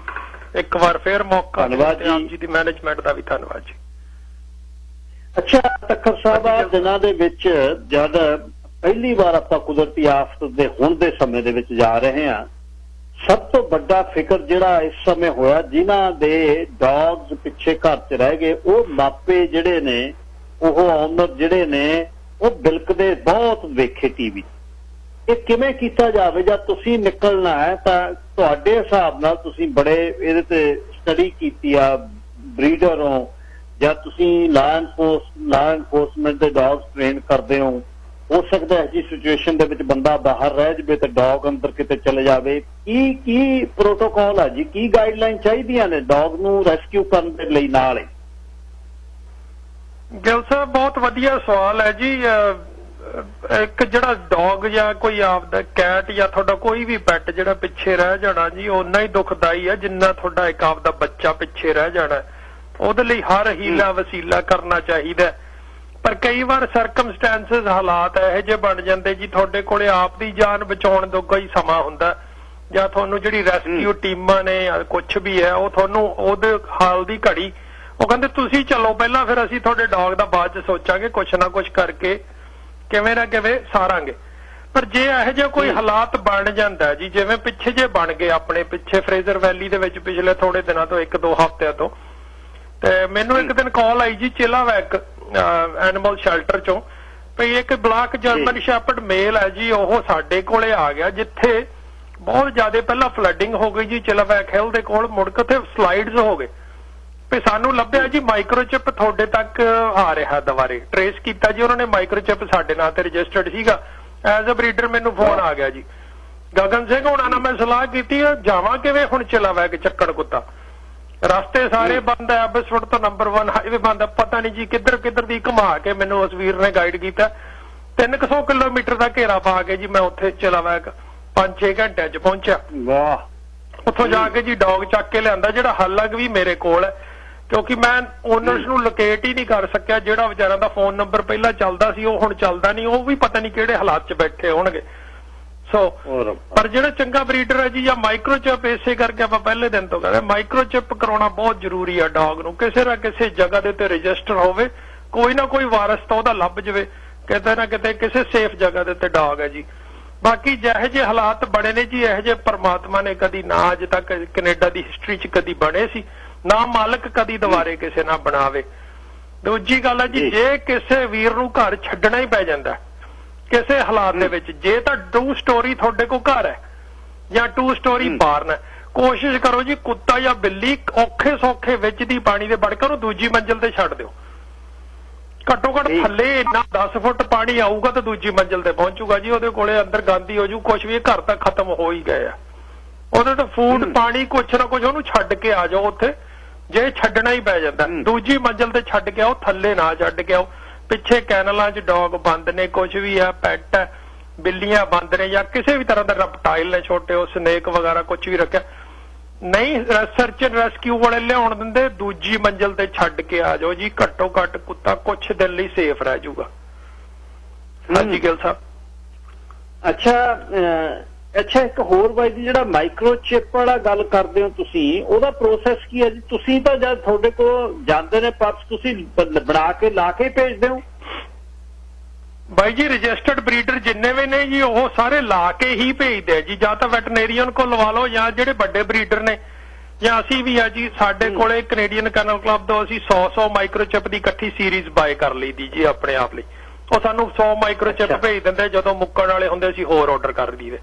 ਉਹ ਸਾਡਾ ਨਾਂ ਦੇ ਉੱਤੇ ਸੀਰੀਜ਼ ਚੱਲਦੀ ਜੀ, ਇਸ ਨੰਬਰ ਤੋਂ ਇਸ ਨੰਬਰ ਤੱਕ ਇਹ ਫਲਾਣੇ ਬਰੀਡਰ ਦੇ ਨੇ, ਤੇ ਉਹ ਬੜਾ ਸਿੰਪਲ ਪ੍ਰੋਸੈਸ ਹੈ ਜੀ। ਜੇ ਤੁਸੀਂ ਅਨਰਜਿਸਟਰਡ ਡੌਗ ਵੀ ਲਿਆ ਜੀ, ਕਿਤੋਂ ਵੀ, ਕਿਸੇ ਡੌਗ ਦਾ ਕੋਈ ਪੇਪਰ ਨਹੀਂ, ਕਿਸੇ ਬਰੀਡਰ ਤੋਂ ਲਿਆ, ਇਹਨੂੰ ਕਿਸੇ ਵੀ ਆਪਣੇ ਵੈਟਰਨੇਰੀਅਨ ਕੋਲੇ ਲਿਜਾ ਕੇ ਮਾਈਕਰੋਚਿਪ ਲਵਾ ਲਓ। $30-40 ਦਾ ਖਰਚਾ ਜੀ, ਕੋਈ ਵੱਡੀ ਗੱਲ ਨਹੀਂ। ਮਾਈਕਰੋਚਿਪ ਇੰਸਟਾਲ ਹੋ ਸਕਦਾ, ਇੰਜੈਕਸ਼ਨ ਦੇ ਵਿੱਚ ਆਉਂਦਾ ਜੀ, ਬਹੁਤ ਹੀ ਸਿੰਪਲ ਪ੍ਰੋਸੈਸ ਹੈ। ਕਿਸੇ ਵੀ ਵੈਟਰਨੇਰੀਅਨ ਨੇ ਲਾ ਦੇਣਾ ਮਾਈਕਰੋਚਿਪ। ਜੇ ਬਰੀਡਰ ਨੇ ਨਹੀਂ ਲਾ ਕੇ ਦਿੱਤਾ ਤੇ ਉਹਨੂੰ ਰਜਿਸਟਰ ਕਰਵਾਓ, ਆਈਡੈਪ ਜਿਹੜੀ ਕੰਪਨੀ ਹੈ ਜੀ, ਜਾਂ ਜਿਹਨੇ ਵੀ ਮਾਈਕਰੋਚਿਪ ਬਣਾਇਆ ਉਹਦੇ ਨਾਲ, ਜਾਂ ਕੈਨੇਡੀਅਨ ਕੈਨਲ ਕਲੱਬ ਨਾਲ, ਜਾਂ ਅਮਰੀਕਨ ਕੈਨਲ ਕਲੱਬ, ਜਿਹਦੇ ਨਾਲ ਵੀ ਤੁਸੀਂ ਰਜਿਸਟਰ ਕਰਾਉਣਾ ਚਾਹੁੰਦੇ ਹੋ, ਤਾਂ ਕਿ ਕੱਲ ਨੂੰ ਇਹੋ ਜਿਹੇ ਹਾਲਾਤ ਬਣ ਜਾਣ ਜਿੱਥੇ ਤੁਹਾਡਾ ਪੈਟ ਖੋ ਗਿਆ। ਬਿੱਲੀਆਂ ਦੇ ਵੀ ਲੱਗ ਜਾਂਦੇ ਆ ਜੀ, ਤਾਂ ਫਿਰ ਉਹ ਲੱਭ ਸਕੇ ਕਿਸੇ ਨਾ ਕਿਸੇ ਤਰ੍ਹਾਂ ਦੀ ਕੋਈ ਇਨਫੋਰਮੇਸ਼ਨ ਤਾਂ ਕਿਤੇ ਏਜੰਸੀ ਕੋਲੇ ਹੋਵੇ ਨਾ ਜੀ ਕਿਸੇ ਕੋਲ।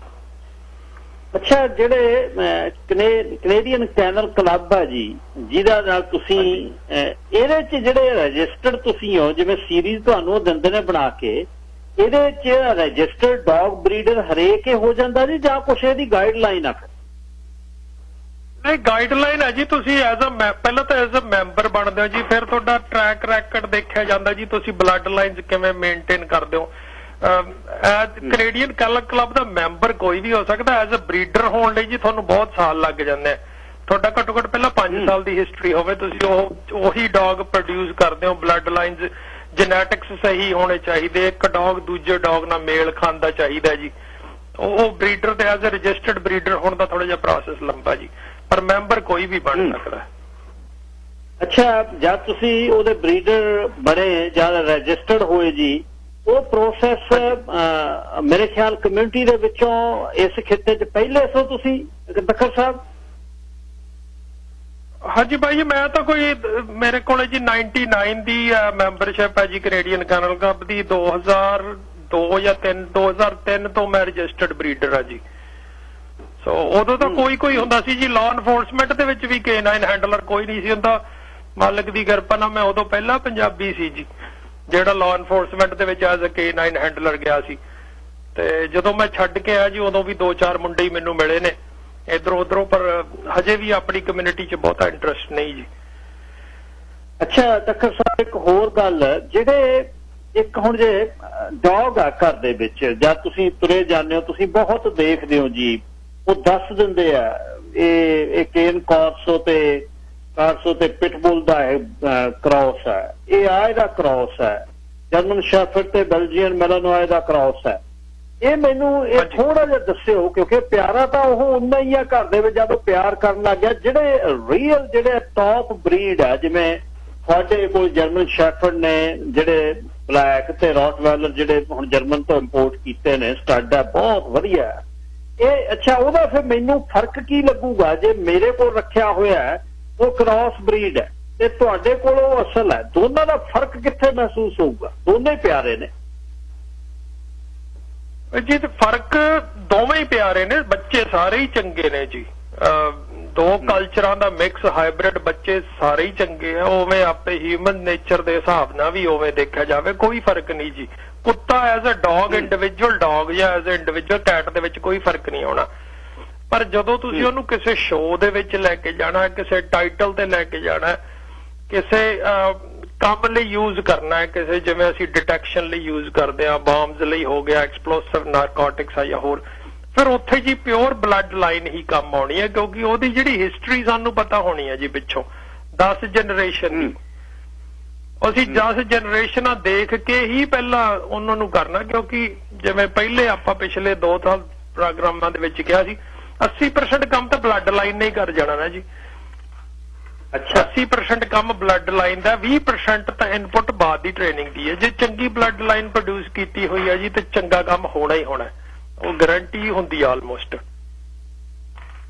ਅੱਛਾ ਤਖਰ ਸਾਹਿਬ, ਜਦ ਬਰੀਡਿੰਗ ਕਰਦੇ ਹੋ, ਹੁਣ ਤੁਹਾਡੇ ਕੋਲ ਮੇਲ ਫੀਮੇਲ ਨੇ, ਇਹ ਫਿਰ ਤੁਹਾਡਾ ਜਿਹੜਾ ਤੁਸੀਂ ਜਦ ਉਸ ਨੂੰ ਆਪ ਰੈਡੀ ਕਰਨਾ, ਤੁਹਾਡੇ ਉੱਪਰ ਤਾਂ ਕੋਈ ਬੌਸ ਹੈ ਚੈੱਕ ਨਹੀਂ ਕਰ ਰਿਹਾ ਵੀ ਕਿਹਨੂੰ ਬਰੀਡ ਕਰ ਰਹੇ ਹੋ, ਤਾਂ ਫਿਰ ਉਹ ਜਦ ਉਹਨੂੰ, ਜਿਵੇਂ ਹੁਣ 4 ਬਲੱਡ ਲਾਈਨਾਂ ਦੇ ਡੌਗ ਨੇ ਜਿਹੜੇ ਤੁਹਾਡੇ ਇਨ ਹੋਮ ਨੇ, 4 ਮੇਲ ਨੇ 4 ਫੀਮੇਲ ਨੇ, ਤੁਹਾਡੀ ਆਪਣੀ ਹੋਈ ਉਹ ਪ੍ਰੋਡਕਸ਼ਨ, ਫਿਰ ਕਿਵੇਂ ਡਿਸਾਈਡ ਕਰਦੇ ਹੋ ਵੀ ਆਹ ਮੇਲ ਤੇ ਫੀਮੇਲ ਬਣਾਉਣਾ, ਆਹ ਮੇਲ ਤੇ ਫੀਮੇਲ ਬਣਾਉਣਾ, ਤੇ ਜਾਂ ਉਹਨਾਂ ਦਾ ਬਾਉਂਡ ਹੈ ਵੀ ਉਹਨਾਂ ਨੂੰ ਕਰਨਾ ਪੈਂਦਾ ਵੀ ਇੱਕ ਵਾਰ ਮੇਲ ਫੀਮੇਲ ਸੈੱਟ ਕਰ ਦਿੰਦੇ ਹੋ, ਉਹਨਾਂ ਨੂੰ ਹੀ ਫਾਰ ਐਵਰ ਰੱਖਦੇ?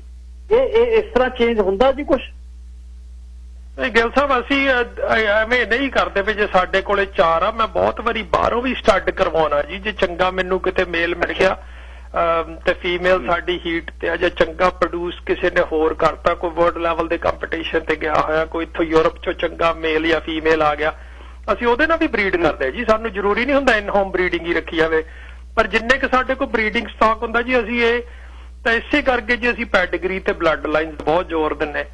ਅਸੀਂ ਪਿਛਲੀਆਂ 10 ਜਨਰੇਸ਼ਨ ਦੇਖੀਆਂ ਹੁੰਦੀਆਂ ਵੀ ਨੇੜੇ ਤੇੜੇ ਦਾ ਵੀ ਇਹਨਾਂ ਦਾ ਕਿਤੋਂ ਮੇਲ ਨਾ ਹੋਵੇ। ਚੌਥੀ ਜਨਰੇਸ਼ਨ 3 on 3 ਜਾਂ 4 on 4 ਬਰੀਡਿੰਗ ਦੀ ਸਾਇੰਸ ਇੱਕ ਸਿਸਟਮ ਹੈ, ਉਹਦੇ ਵਿੱਚ ਨੇੜੇ ਤੇੜੇ ਦਾ ਵੀ ਕਿਤੇ ਇਹਨਾਂ ਦੇ ਰਿਲੇਸ਼ਨਸ਼ਿਪ ਨਾ ਹੋਵੇ ਆਪਸ ਵਿੱਚ। ਅਸੀਂ ਉਹ ਕੋਸ਼ਿਸ਼ ਕਰਦੇ ਆ ਤਾਂ ਕਿ ਬਿਮਾਰੀ ਨਾਲ ਆ ਸਕੇ ਜੀ। ਕਿਸੇ ਵੀ ਤਰ੍ਹਾਂ ਦੀ ਬਿਮਾਰੀ ਦੋਹਾਂ ਪਾਸਿਆਂ ਤੋਂ ਗਾਹਾਂ ਜੈਨੇਟਿਕਸ ਤੇ ਬਲੱਡ ਲਾਈਨਸ ਦੇ ਵਿੱਚ DNA ਦੇ ਵਿੱਚ ਬਿਮਾਰੀ ਨਾ ਕੈਰੀ ਹੋਵੇ। ਉਹਨੂੰ DM ਜਾਂ NM ਜੀਨ ਕਹਿੰਦੇ ਅਸੀਂ, ਉਹ ਨਾ ਹੋਵੇ ਜੀ। ਉਹ ਕੋਸ਼ਿਸ਼ ਕਰੀਦੀ ਹੈ ਜੀ, ਬਾਹਰੋਂ ਵੀ ਯੂਜ਼ ਕਰੀਦੇ ਆ, ਆਪਣੇ ਵੀ ਕਰੀਦੇ ਆ, ਪਰ ਬਲੱਡ ਲਾਈਨਸ ਦੇਖ ਕੇ ਕਰੀਦੇ ਆ ਜੀ। ਅਸੀਂ ਡਿਸਾਈਡ ਕਰੀਦਾ ਜੇ ਹਾਈ ਡਰਾਈਵ ਫੀਮੇਲ ਆ ਜੀ ਤੇ ਆਮ ਜਨਤਾ ਨੂੰ, ਆਮ ਪਬਲਿਕ ਨੂੰ ਅਸੀਂ ਪੈਟ ਓਨਰਸ ਨੂੰ ਦੇਣਾ ਤੇ ਅਸੀਂ ਉਹਦਾ ਨਾਮ ਸਾਫਟ ਮੇਲ, ਮੀਡੀਅਮ ਡਰਾਈਵ ਵਾਲਾ ਜਾਂ ਲੋ ਡਰਾਈਵ ਵਾਲਾ ਯੂਜ਼ ਕਰੀਦਾ। ਜੇ ਦੋਵੇਂ ਹਾਈ ਸਟਰੰਗ ਕਰ ਲਏ ਜੀ, ਉਹਦੇ ਵਿੱਚੋਂ ਫਿਰ 1 ਜਾਂ 2 ਬੱਚੇ ਲਾਅ ਐਨਫੋਰਸਮੈਂਟ 'ਚ ਚੱਲ ਜਾਣਗੇ, ਬਾਕੀ ਬੱਚਿਆਂ ਨੂੰ ਤਾਂ ਆਮ ਜਨਰਲ ਪਬਲਿਕ ਹੈਂਡਲ ਨਹੀਂ ਕਰ ਸਕੂਗੀ ਜੀ। ਅੱਛਾ ਜੀ, ਇੱਕ ਹੋਰ ਇਹਦੇ ਨਾਲ ਇਹ ਰਿਲੇਟਡ ਹੋਣਾ, ਜਿਹੜਾ ਵਿਛੋੜੇ ਦੀ ਗੱਲ ਕਰ ਰਹੇ ਸੀ ਤਾਂ ਸੋਚ ਕੇ ਵੀ ਔਖਾ ਲੱਗਦਾ ਵੀ ਜੇ ਤੁਹਾਡੇ ਡੌਗ ਵਿਛੜ ਜਵੇ ਬਣੂ ਕੀ।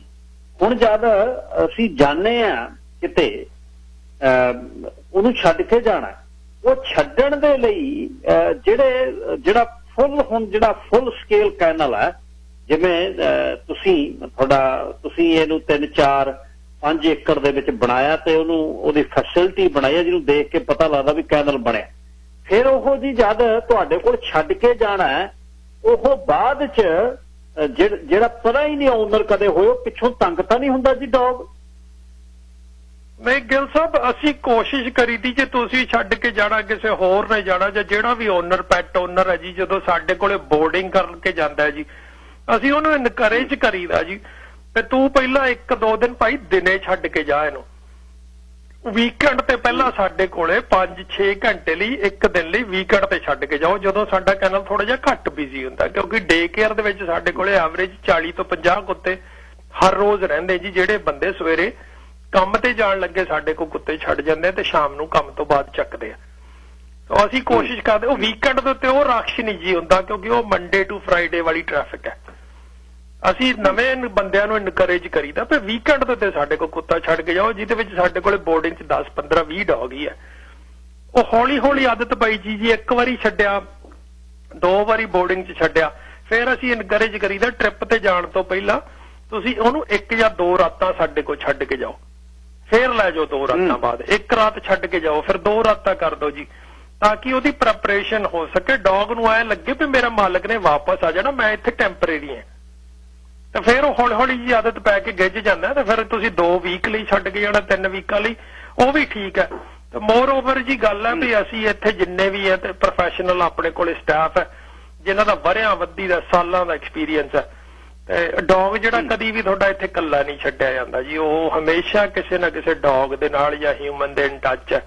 ਸਿਰਫ ਰਾਤ ਨੂੰ ਕੁਝ ਘੰਟੇ 10 ਵਜੇ ਤੋਂ ਲੈ ਕੇ ਤਕਰੀਬਨ ਸਵੇਰ ਦੇ 6 ਵਜੇ ਤੱਕ ਡੌਗ ਅੰਦਰ ਆਪਦੇ ਕੈਨਲਸ ਦੇ ਵਿੱਚ ਹੁੰਦੇ ਨੇ ਤੇ ਬਾਕੀ ਸਾਰਾ ਦਿਨ ਜੀ ਉਹ ਐਜ਼ ਅ ਪੈਕ ਦੇ ਵਿੱਚ ਹੀ ਨੇ, ਬਾਕੀ ਡੌਗਸ ਦੇ ਨਾਲ ਖੇਡਦੇ ਰਹਿੰਦੇ। ਅਸੀਂ ਤਾਂ ਇਹ ਵੀ ਦੇਖਦੇ ਜੀ ਇੱਥੇ ਡੇ ਕੇਅਰ ਵਾਲੇ ਡੌਗਸ ਐਜ਼ ਸੂਨ ਐਜ਼ ਸਾਡੇ ਕਲਾਇੰਟ ਪਾਰਕਿੰਗ ਲੋਟ ਚ ਆਉਂਦੇ, ਡੌਗ ਭੱਜ ਕੇ ਅੰਦਰ ਨੂੰ ਆਫਿਸ ਤੇ ਡੇ ਕੇਅਰ ਚ ਨੂੰ ਭੱਜਦੇ ਆ ਤੇ ਮਾਲਕ ਵੱਲ ਨੂੰ ਦੇਖਦੇ ਨਹੀਂ ਪਿੱਛੇ। ਹਾਂ, ਪਿੱਛੇ ਜੇ ਸਾਡੇ ਕੋਲ 2-3 ਰਿਟਰੀਵਰ ਸੀ ਜੀ ਇੱਥੇ, ਉਹ ਰੋਣ ਲੱਗੇ ਜਦੋਂ ਉਹਨਾਂ ਦੇ ਮਾਲਕ ਨੇ ਸ਼ਾਮ ਨੂੰ ਆਉਣਾ ਜੀ 6 ਵਜੇ ਚੁੱਕਣ ਉਹਨਾਂ ਨੂੰ, ਉਹ ਕੁੱਤਿਆਂ ਨੇ ਲੁੱਕ ਜਿਆ ਕਰਨਾ ਕਿਉਂਕਿ ਘਰ ਨਹੀਂ ਸੀ ਜਾਣਾ ਚਾਹੁੰਦੇ। ਉਹ ਕਹਿੰਦੇ ਜੀ ਇੱਥੇ ਹੀ ਵਧੀਆ ਫਨ ਹੈ ਸਾਡਾ, ਘਰੇ ਜਾ ਕੇ ਅਸੀਂ ਇਕੱਲੇ ਬੈਠ ਜਾਣਾ। ਵਾਹ। ਹਾਂਜੀ, ਵਪਾਰਕ ਸੰਦੇਸ਼ਾਂ ਤੋਂ ਬਾਅਦ ਵਾਪਸ ਆ ਕੇ ਫਿਰ ਗੱਲਬਾਤ ਤੱਕਰ ਸਾਹਿਬ ਨਾਲ ਕਰਦੇ ਆ ਕਿ ਜਿਹੜੀ ਬਰੀਡਿੰਗ ਹੈ, ਜਿਹੜੇ ਇਹਨਾਂ ਕੋਲ ਹੁਣ ਇਹਨਾਂ ਦੇ ਪੈਕ ਦੇ ਵਿੱਚ ਰੌਟਵਾਇਲਰ ਤੇ ਜਰਮਨ ਸ਼ੈਫਰਡ ਨੇ, ਉਹ ਕਿਹੋ ਜਿਹੇ ਡੌਗ ਨੇ, ਉਹ ਵੀ ਗੱਲਬਾਤ ਕਰਦੇ ਆ। ਹੁਣੇ ਆਉਣੇ ਵਾਪਸ। ਸਰ ਕੁਲਦੀਪ ਸਿੰਘ ਤੱਕਰ ਗੱਲਬਾਤ ਕਰ ਰਹੇ ਨੇ। ਤੇ ਅੱਛਾ ਤੱਕਰ ਸਾਹਿਬ, ਹੁਣ ਇਹ ਦੱਸਿਓ ਜੀ ਕਿ ਕੋਵਿਡ ਦੇ ਦੌਰਾਨ ਲੋਕ ਜਦ ਇਕੱਲੇ ਪੈ ਗਏ ਤਾਂ ਬਿਲਕੁਲ ਪੱਪੀ ਮਿਲਣੋਂ ਬੰਦ ਹੋ ਗਏ। ਬੁੱਕ ਕਰਾਏ ਕਿਸੇ ਨੇ, ਕੋਈ 5000, ਕੋਈ 6000, ਕੋਈ ਕਿਤੋਂ ਮੰਗਾ ਰਿਹਾ, ਕੋਈ ਕਿਤੋਂ ਮੰਗਾ ਰਿਹਾ, ਕੁਛ ਜਾ ਕੇ ਨਾਲ ਦੇ ਸੂਬਿਆਂ ਤੋਂ ਲਿਆ ਕੇ ਇੱਥੇ ਵੇਚਣ ਲੱਗ ਗਏ ਬਈ ਮੇਰੇ ਘਰ ਦੀ ਬਰੀਡਿੰਗ ਹੈ। ਇਹ ਦੱਸਿਓ ਜੀ ਹੁਣ ਜਿਹੜੀ ਤੁਹਾਡੇ ਕੋਲ ਹੁਣ ਕਿਹੜੇ ਜਿਹੜੇ ਡੌਗ ਨੇ ਜਿਨ੍ਹਾਂ ਨੂੰ ਚੈਂਪੀਅਨ ਡੌਗਸ ਆਪਾਂ ਕਹਿੰਦੇ ਆ, ਤੇ ਉਹਨਾਂ ਦੇ ਪ੍ਰੋਡਕਟ ਜਿਹੜੇ ਅੱਗੇ ਨੇ ਉਹ ਕਿਹੋ ਜਿਹੇ? ਬਾਈ ਜੀ ਆਪਣੇ ਕੋਲੇ ਹਮੇਸ਼ਾ ਤੋਂ ਚੰਗੀ ਅਸੀਂ ਜੀ ਮਿਹਨਤ ਬਹੁਤ ਕਰਦਾ ਜੀ। ਮੈਨੂੰ ਜਦੋਂ ਤੱਕ 100% ਆਪ ਨੂੰ ਸੈਟੀਸਫੈਕਸ਼ਨ ਨਾ ਹੋਵੇ ਮੈਂ ਗਾਹਾਂ ਪ੍ਰੋਡਕਟ ਜਾਂ ਬੱਚਾ ਜਾਂ ਕੁਝ ਵੀ ਕਹਿ ਲਓ ਉਦੋਂ ਤੱਕ ਕਿਸੇ ਨੂੰ ਦੇ ਕੇ ਰਾਜੀ ਨਹੀਂ। ਜੇ ਮੇਰੇ ਆਪ ਦੇ ਘਰੇ ਚੰਗਾ ਨਹੀਂ ਲੱਗਦਾ ਨਾ ਜੀ ਮੈਂ ਕਿਸੇ ਨੂੰ ਨਹੀਂ ਦੇ ਸਕਦਾ। ਤੇ ਮੈਂ ਹਮੇਸ਼ਾ ਕੋਸ਼ਿਸ਼ ਕਰਦਾ ਹੁੰਦਾ ਜੀ ਟਾਈਟਲਡ ਡੌਗਸ ਹੀ ਲੈ ਕੇ ਆਵਾਂ। ਹੁਣ ਆਪਣੇ ਕੋਲੇ ਮੇਲ ਜਿਹੜੇ ਰੌਟਵਾਈਲਰਸ IPO 3 ਹੈ ਜੀ, ਇੱਕ ਜੈਨਿਕਸ ਤੋਂ ਮੇਲ ਬੱਚਾ ਲਿਆ ਕੇ 6 ਸਾਲ ਦੀ ਵੇਟ ਤੋਂ ਬਾਅਦ ਮੈਨੂੰ ਉਹ ਬੱਚਾ ਮਿਲਿਆ, ਉਹ ਲਿਆ ਕੇ ਇਸ ਵੇਲੇ ਪਾਲ ਕੇ ਤੁਹਾਨੂੰ ਟ੍ਰੇਨ ਕਰ ਰਹੇ। ਫੀਮੇਲਸ IPO 1 ਘੱਟੋ ਘੱਟ ਹੋਣ, ਟਾਈਟਲਡ ਹੋਣ। ਤੇ ਐਵੇਂ ਜੀ ਮੈਂ ਦੂਜੇ ਪਾਸੇ ਜੋ ਜਰਮਨ ਸ਼ੈਪਰਡ ਵਿੱਚ ਵੀ IPO ਟਾਈਟਲਡ ਡੌਗਸ ਹੀ ਹੋਣ, ਮੇਲ ਫੀਮੇਲ। ਜਿਹੜਾ ਲੋਐਸਟ ਸਟੈਂਡਰਡ ਲੀਸਟ ਜਿਹਨੂੰ ਆਪਾਂ ਕਹਿੰਦੇ ਜੀ ਘੱਟ ਤੋਂ ਘੱਟ ਜਿਹੜਾ ਸਾਡਾ ਸਟੈਂਡਰਡ ਆ ਉਹ ਅਸੀਂ ਹਿਪ ਤੇ ਐਲਬੋਜ਼ ਘੱਟੋ ਘੱਟ ਉਹ ਤਾਂ ਐਕਸ-ਰੇ ਕਰਾਏ ਹੋਣ ਨਾ ਜੀ ਬੱਚਿਆਂ ਦੇ ਜਾਂ ਬਰੀਡਿੰਗ ਸਟਾਕ ਦੇ। ਉਹ ਹਿਪ ਦੇ ਡਿਸਪਲੇਸੀਆ ਤੇ ਐਲਬੋ ਡਿਸਪਲੇਸੀਆ ਵਾਲੀ ਪ੍ਰੋਬਲਮ ਤਾਂ ਨਾ ਹੋਵੇ। ਜੇ ਤੁਸੀਂ ਉਹ ਦੋਵੇਂ ਪੇਰੈਂਟਸ ਨੂੰ ਐਕਸ-ਰੇ ਕਰਵਾ ਲੈਣਾ ਤਾਂ ਫਿਰ ਉਹ ਗਾਹਾਂ ਬੱਚਿਆਂ ਦੇ ਵਿੱਚ ਜਿਹੜਾ ਜਾਣ ਦੇ ਚਾਂਸਸ ਬਹੁਤ ਘੱਟ ਨੇ। ਗਾਰੰਟੀ ਤਾਂ 100% ਕਿਸੇ ਚੀਜ਼ ਦੀ ਨਹੀਂ ਕੀਤੀ ਜਾ ਸਕਦੀ, ਪਰ ਚਾਂਸਸ ਬਹੁਤ ਘੱਟ ਜਾਂਦੇ ਨੇ ਜੇ ਦੋਵੇਂ ਤੁਸੀਂ ਪੇਅਰ ਟੈਸਟ ਕਰਵਾ ਲੈਂਦੇ ਹੋ। ਬਾਕੀ ਦੂਜੀ ਗੱਲ ਹੈ ਜੀ, ਕਿਸੇ ਵੀ ਬਰੀਡਰ ਕੋਲੇ ਬੱਚਾ ਲੈਣ ਜਾਂਦੇ ਹੋ, ਕਿਸੇ ਵੀ ਬਰੀਡ ਦਾ ਲੈਂਦੇ ਹੋ, ਜਦੋਂ ਤੱਕ ਬੱਚਾ ਮਾਂ ਦੇ ਥੱਲੇ ਚੁੰਗਦਾ ਨਹੀਂ, ਯਾਨੀ ਤੁਸੀਂ ਦੁੱਧ ਪੀਂਦਾ ਨਹੀਂ ਦੇਖਦੇ, ਮੈਂ ਉਹਨੂੰ ਟਰਸਟ ਨਹੀਂ ਕਰਦਾ। ਮੈਂ ਨਹੀਂ ਜੀ ਕਹਿੰਦਾ ਵੀ ਉਹ ਉਹਦੇ ਬੱਚੇ ਹੈ। ਹਾਂਜੀ, ਤੁਸੀਂ ਐ ਨਹੀਂ ਕਹਿ ਸਕਦੇ ਕਿਸੇ ਨੂੰ ਦੂਰੋਂ ਫਿਰਦੇ ਦੇਖ ਕੇ ਖੇਤਾਂ 'ਚ ਵੀ ਉਹ ਜੀ ਉਹ ਮਾਂ ਭੱਜੀ ਫਿਰਦੀ ਹੈ ਉਹਦੀ, ਉਹ ਬਾਪ ਹੈ ਜੀ। ਬਾਪ ਜਦ ਤੱਕ ਬੱਚਿਆਂ ਦੇ ਨੇੜੇ ਨਹੀਂ ਕੋਈ ਲਿਆ ਕੇ ਦਿਖਾਉਂਦਾ ਜਾਂ ਉਸ ਫੀਮੇਲ ਦੇ ਨਾੜੇ ਨਹੀਂ ਆਉਣ ਦਿੰਦੇ ਇੱਕ ਦੂਏ ਨੂੰ, ਉਹਨੂੰ ਕਹੋ ਬਾਪ ਵੀ ਛੱਡ ਕੇ ਦਿਖਾ ਬਈ, ਫਾਦਰ ਵੀ ਦਿਖਾ ਬੱਚਿਆਂ ਦਾ। ਉਹ ਫਾਦਰ ਘੱਟੋ ਘੱਟ ਜੇ ਬੱਚਿਆਂ ਦੇ ਕੋਲ ਨਹੀਂ ਆਉਣ ਦਿੰਦਾ ਮਦਰ ਦੇ ਕੋਲੇ ਤਾਂ ਆ ਸਕਦਾ ਨਾ ਜੀ, ਕਿਉਂਕਿ ਉਹ ਮੇਟ ਹੋਏ ਨੇ, ਉਹ ਮੇਟਿੰਗ ਪਾਰਟਨਰਸ ਨੇ, ਉਹਨੂੰ ਪੈਣਗੇ ਨਹੀਂ, ਇੱਕ ਦੂਏ ਨੂੰ ਵੱਢਣਗੇ ਨਹੀਂ।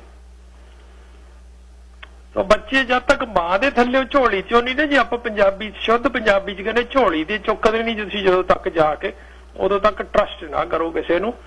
ਬਹੁਤ ਕੁਝ ਹੋ ਗਿਆ ਜੀ ਕੋਵਿਡ ਦੇ ਦਿਨਾਂ ਦੇ ਵਿੱਚ। ਇੱਥੇ ਲੋਕਾਂ ਨੇ ਟਰੱਕਾਂ ਤੇ ਜਾ ਕੇ ਅਲਬਰਟਾ 'ਚੋਂ ਬੱਚੇ ਲੈ ਆਂਦੇ, ਕੋਈ ਉਹਨਾਂ ਦੀ ਬਲੱਡ ਲਾਈਨ ਨਹੀਂ, ਕੋਈ ਕੁਛ ਨਹੀਂ, ਮੁੜ ਕੇ ਹੈਲਥ ਦੇ ਇਸ਼ੂਜ਼ ਹੋ ਗਏ ਤੇ ਬਹੁਤ ਪ੍ਰੋਬਲਮਸ ਆਈਆਂ ਲੋਕਾਂ ਨੂੰ। ਤੇ ਹੁਣ ਉਹ ਵਿਚਾਰੇ ਵੈਟਰਨੇਰੀਅਨਸ ਦੇ ਤੁਰੇ ਫਿਰਦੇ, $1000 ਲੱਗ ਗਿਆ। ਤੁਹਾਡੇ ਫੈਮਿਲੀ ਦਾ ਮੈਂਬਰ ਹੈ, ਉਹ ਪਰਿਵਾਰ ਦਾ ਇੱਕ ਬੱਚਾ ਹੈ, ਨਾ ਤਾਂ ਤੁਸੀਂ ਉਹਨੂੰ ਛੱਡ ਸਕਦੇ ਹੋ ਹੁਣ, ਨਾ ਉਹ ਤੁਹਾਡੇ ਰੱਖਣ ਯੋਗ ਹੈ।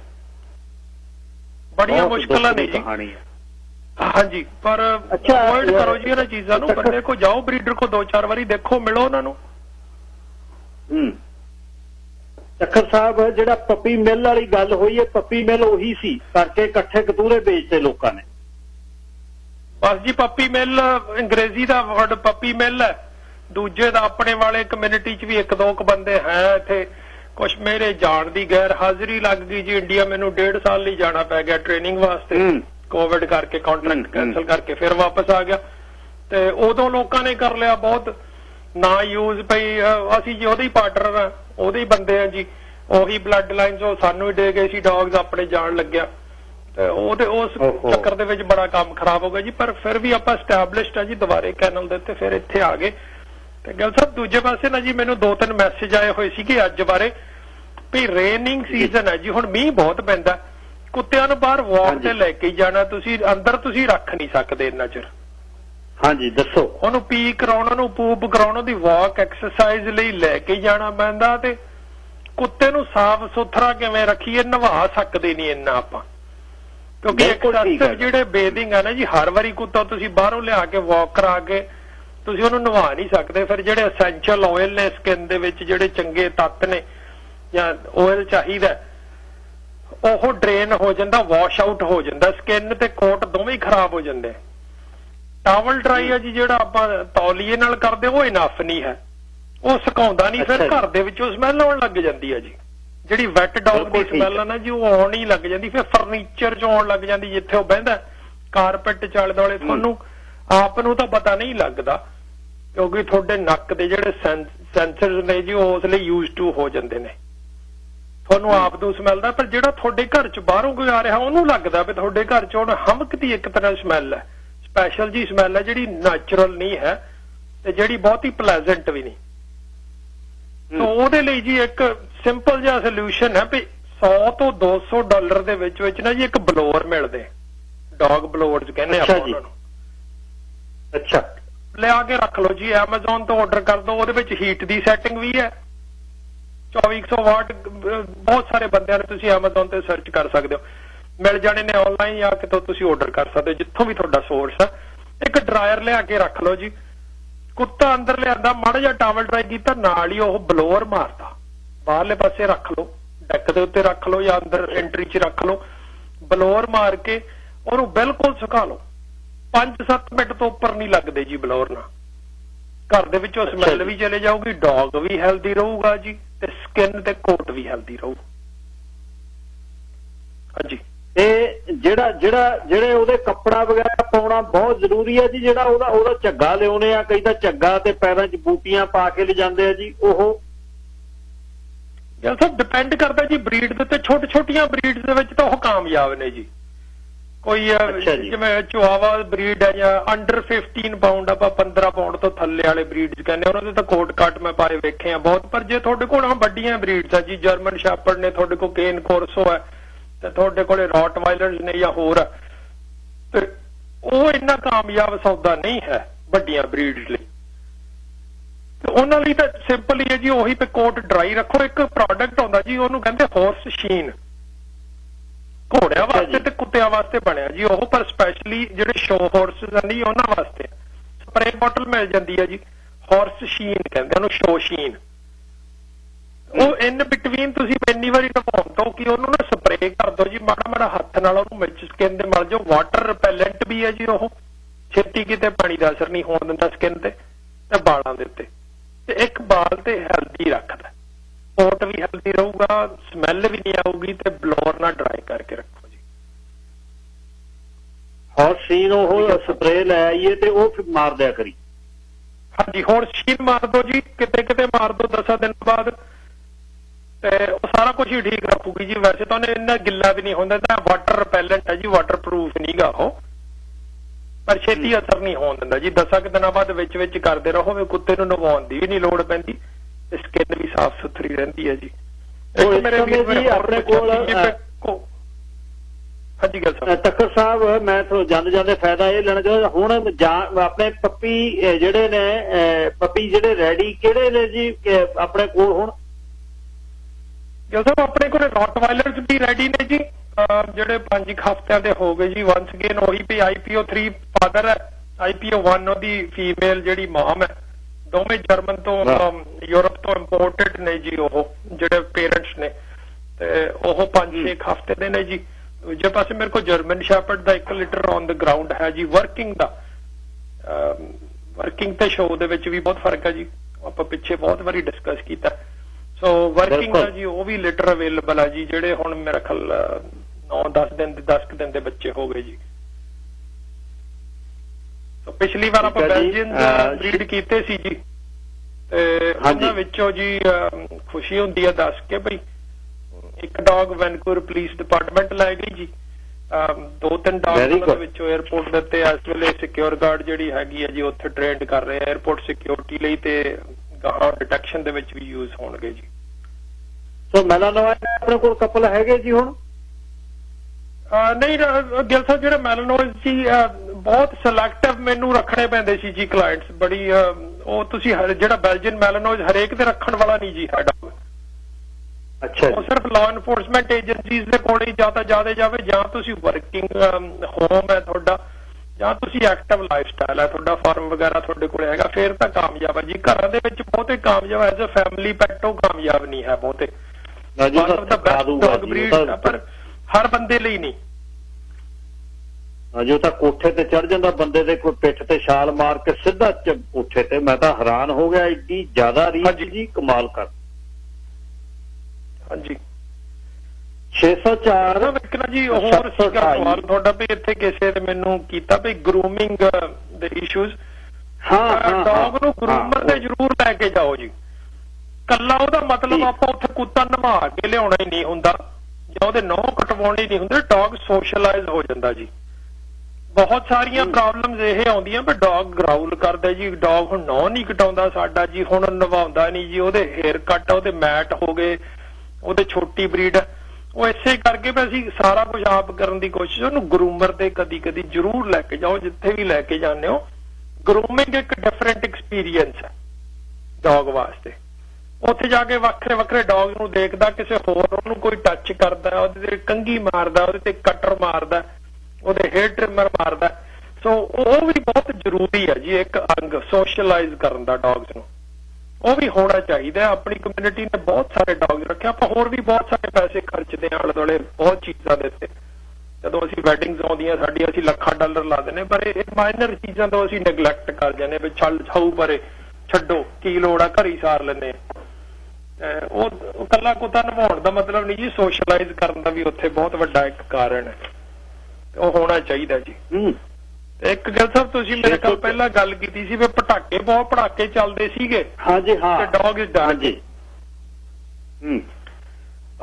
ਡੌਗਸ ਯੂਜ਼ ਟੂ ਨਹੀਂ ਜੀ ਹੁੰਦੇ ਇੰਨੇ ਖੜਕੇ ਨੂੰ। ਜੇ ਤੁਹਾਨੂੰ ਪਤਾ ਹੀ ਹੁਣ ਦੀਵਾਲੀ ਗੁਰਪੁਰਬ ਜਾਂ ਕੁਝ ਵੀ ਆਉਣ ਵਾਲਾ, ਤੇ ਆਪਾਂ ਉਹਨੂੰ ਇਹੋ ਜਿਹੇ ਕਮਰੇ 'ਚ ਕਿਤੇ ਰੱਖੀਏ ਜਿੱਥੇ ਘੱਟ ਤੋਂ ਘੱਟ ਨੋਇਜ਼ ਫੈਕਟਰ ਕਰੇ ਜੀ, ਇੰਨਾ ਜ਼ਿਆਦਾ ਖੜਕਾ ਨਾ ਹੋਵੇ। ਬੇਸਮੈਂਟ 'ਚ ਲੈ ਜਾਓ, ਥੀਏਟਰ ਰੂਮ 'ਚ ਲੈ ਜਾਓ, ਕਿਤੇ ਥੱਲੇ ਆਪਣੇ ਜਾਂ ਹੋਰ। ਜੇ ਤੁਹਾਡਾ ਡੌਗ ਡਰਦਾ ਨਾ ਜੀ, ਟੀਵੀ ਲਾ ਦਿਓ, ਉੱਚੀ ਆਵਾਜ਼ 'ਚ ਟੀਵੀ ਲਾ ਦਿਓ, ਉਹਨੂੰ ਬਾਹਰਲਾ ਖੜਕਾ ਨਾ ਸੁਣੇ, ਉਹਨੂੰ ਟੀਵੀ ਸੁਣੀ ਜਾਵੇ। ਟੀਵੀ ਜਾਂ ਰੇਡੀਓ ਕੁਝ ਵੀ ਤੁਸੀਂ ਮਿਊਜ਼ਿਕ ਕਿਸੇ ਤਰ੍ਹਾਂ ਦਾ ਵੀ ਉਹਨੂੰ ਲਾ ਦਿਓ ਲਾਊਡ ਕਰਕੇ, ਤਾਂ ਕਿ ਉਹਨੂੰ ਇਹ ਲੱਗੇ ਕਿ ਮੇਰੀ ਆਪ ਦੀ ਸਰਾਊਂਡਿੰਗ ਇਹੀ ਹੈ, ਮੇਰੇ ਆਪ ਦੇ ਘਰ 'ਚ ਤੇ ਮਿਊਜ਼ਿਕ ਜਾਂ ਕੋਈ ਟੀਵੀ ਜਾਂ ਮੂਵੀ ਚੱਲ ਰਹੀ ਹੈ। ਇਹ ਬਾਹਰੋਂ ਘੱਟ ਨੋਇਜ਼ ਦਾ ਪੋਲਿਊਸ਼ਨ ਹੋਵੇ ਜੀ, ਉਹਨੂੰ ਘੱਟ ਇਫੈਕਟ ਪਾਵੇ। ਬਹੁਤ ਸਾਰੇ ਡੌਗ ਜਿਹੜੇ ਨੇ ਜੀ ਭੱਜ ਜਾਂਦੇ ਨੇ ਜਦੋਂ ਫਾਇਰਵਰਕਸ ਦਾ ਸੀਜ਼ਨ ਆਉਂਦਾ, ਹੈਲੋਵੀਨ ਆ ਜਾਂ ਕੁਝ ਵੀ ਹੈ, ਤਾਂ ਫਿਰ ਮੁੜਦੇ ਨਹੀਂ। ਉਹ ਇਸੇ ਕਰਕੇ ਹੁੰਦਾ ਜੀ, ਆਲ ਆਫ ਅ ਸਡਨ ਉਹਨਾਂ ਨੂੰ ਅਚੰਭਾ ਲੱਗਦਾ ਵੀ ਆਹ ਕੀ ਹੋ ਗਿਆ। ਹਾਂਜੀ ਗਿੱਲ ਸਾਹਿਬ ਜੀ ਧੰਨਵਾਦ। ਤੇ ਸਮਾਂ ਮੇਰੇ ਕੋਲ ਘਟ ਗਿਆ। 604 728 5120 ਕੋਈ ਵੀ ਤੁਹਾਡਾ ਡੌਗ ਸੰਬੰਧੀ ਤੁਸੀਂ ਲੈਂਦੇ ਰਹਿੰਦੇ ਹੋ ਮੇਰੇ ਤੋਂ ਸਦਾ ਹੀ ਬਾਈ ਜੀ ਦਾ ਫੋਨ। ਕੋਈ ਤੁਹਾਡਾ ਇਸ਼ੂ ਹੋਵੇ ਤੁਸੀਂ ਬਾਈ ਜੀ ਨਾਲ ਆਪ ਗੱਲ ਕਰ ਲਓ, ਕੋਈ ਟ੍ਰੇਨਿੰਗ ਕਰਨੀ ਹੈ, ਕੋਈ ਬਰੀਡ ਬਾਰੇ ਪਤਾ ਕਰਨਾ, ਕੋਈ ਫੂਡ ਦਾ, ਕੋਈ ਡੌਗ ਨੂੰ ਇਸ਼ੂ ਹੈ, ਕੋਈ ਮਤਲਬ ਫਰਦਰ ਉਹਨੂੰ ਕਿਤੇ ਹੋਰ ਲਿਜਾਣ ਤੋਂ ਪਹਿਲਾਂ ਇੱਕ ਵਾਰ ਸਲਾਹ ਜ਼ਰੂਰ ਬਾਈ ਜੀ ਨਾਲ ਕਰ ਲਓ। ਸਰ ਕੁਲਦੀਪ ਸਿੰਘ ਤੱਕਰ, ਉਹਨਾਂ ਦਾ 604 728 5120 ਨੰਬਰ ਹੈ। ਤੱਕਰ ਸਾਹਿਬ ਧੰਨਵਾਦ ਬਹੁਤ ਬਹੁਤ ਤੁਹਾਡੇ ਸਮੇਂ। ਆਪ ਜੀ ਦਾ ਵੀ ਬਹੁਤ ਬਹੁਤ ਧੰਨਵਾਦ ਗਿੱਲ ਸਾਹਿਬ। ਜਦੋਂ ਵੀ ਆਵਾਜ਼ ਮਾਰੋਗੇ ਸਦਾ ਹੀ ਹਾਜ਼ਰ ਜੀ ਕਮਿਊਨਿਟੀ ਦੀ ਸੇਵਾ 'ਚ। ਜਦੋਂ ਮੈਂ ਯਾਦ ਕਰੋਗੇ ਕੋਈ ਵੀ ਕੁਐਸਚਨ ਹੈ ਜੀ, please feel free to call. Thank you ਜੀ। ਧੰਨਵਾਦ ਜੀ, ਬਹੁਤ ਬਹੁਤ ਥੈਂਕ ਯੂ। ਸ਼ੁਭ ਸ਼ਾਮ। ਕੁਲਦੀਪ ਸਿੰਘ ਤੱਕਰ ਗੱਲਬਾਤ ਕਰ ਰਹੇ ਸੀ। 604 728 5120 ਬਾਈ ਜੀ ਦਾ ਨੰਬਰ ਹੈ। ਜਾਣਕਾਰੀ ਫਿਰ ਵੀ ਲਿਆਉਂਗਾ ਕਿਸੇ ਦਿਨ, ਜਾਣਕਾਰੀ ਉਹ ਤੁਸੀਂ ਉਹਨਾਂ ਤੋਂ ਲੈਂਦੇ ਰਿਹਾ ਕਰੋ।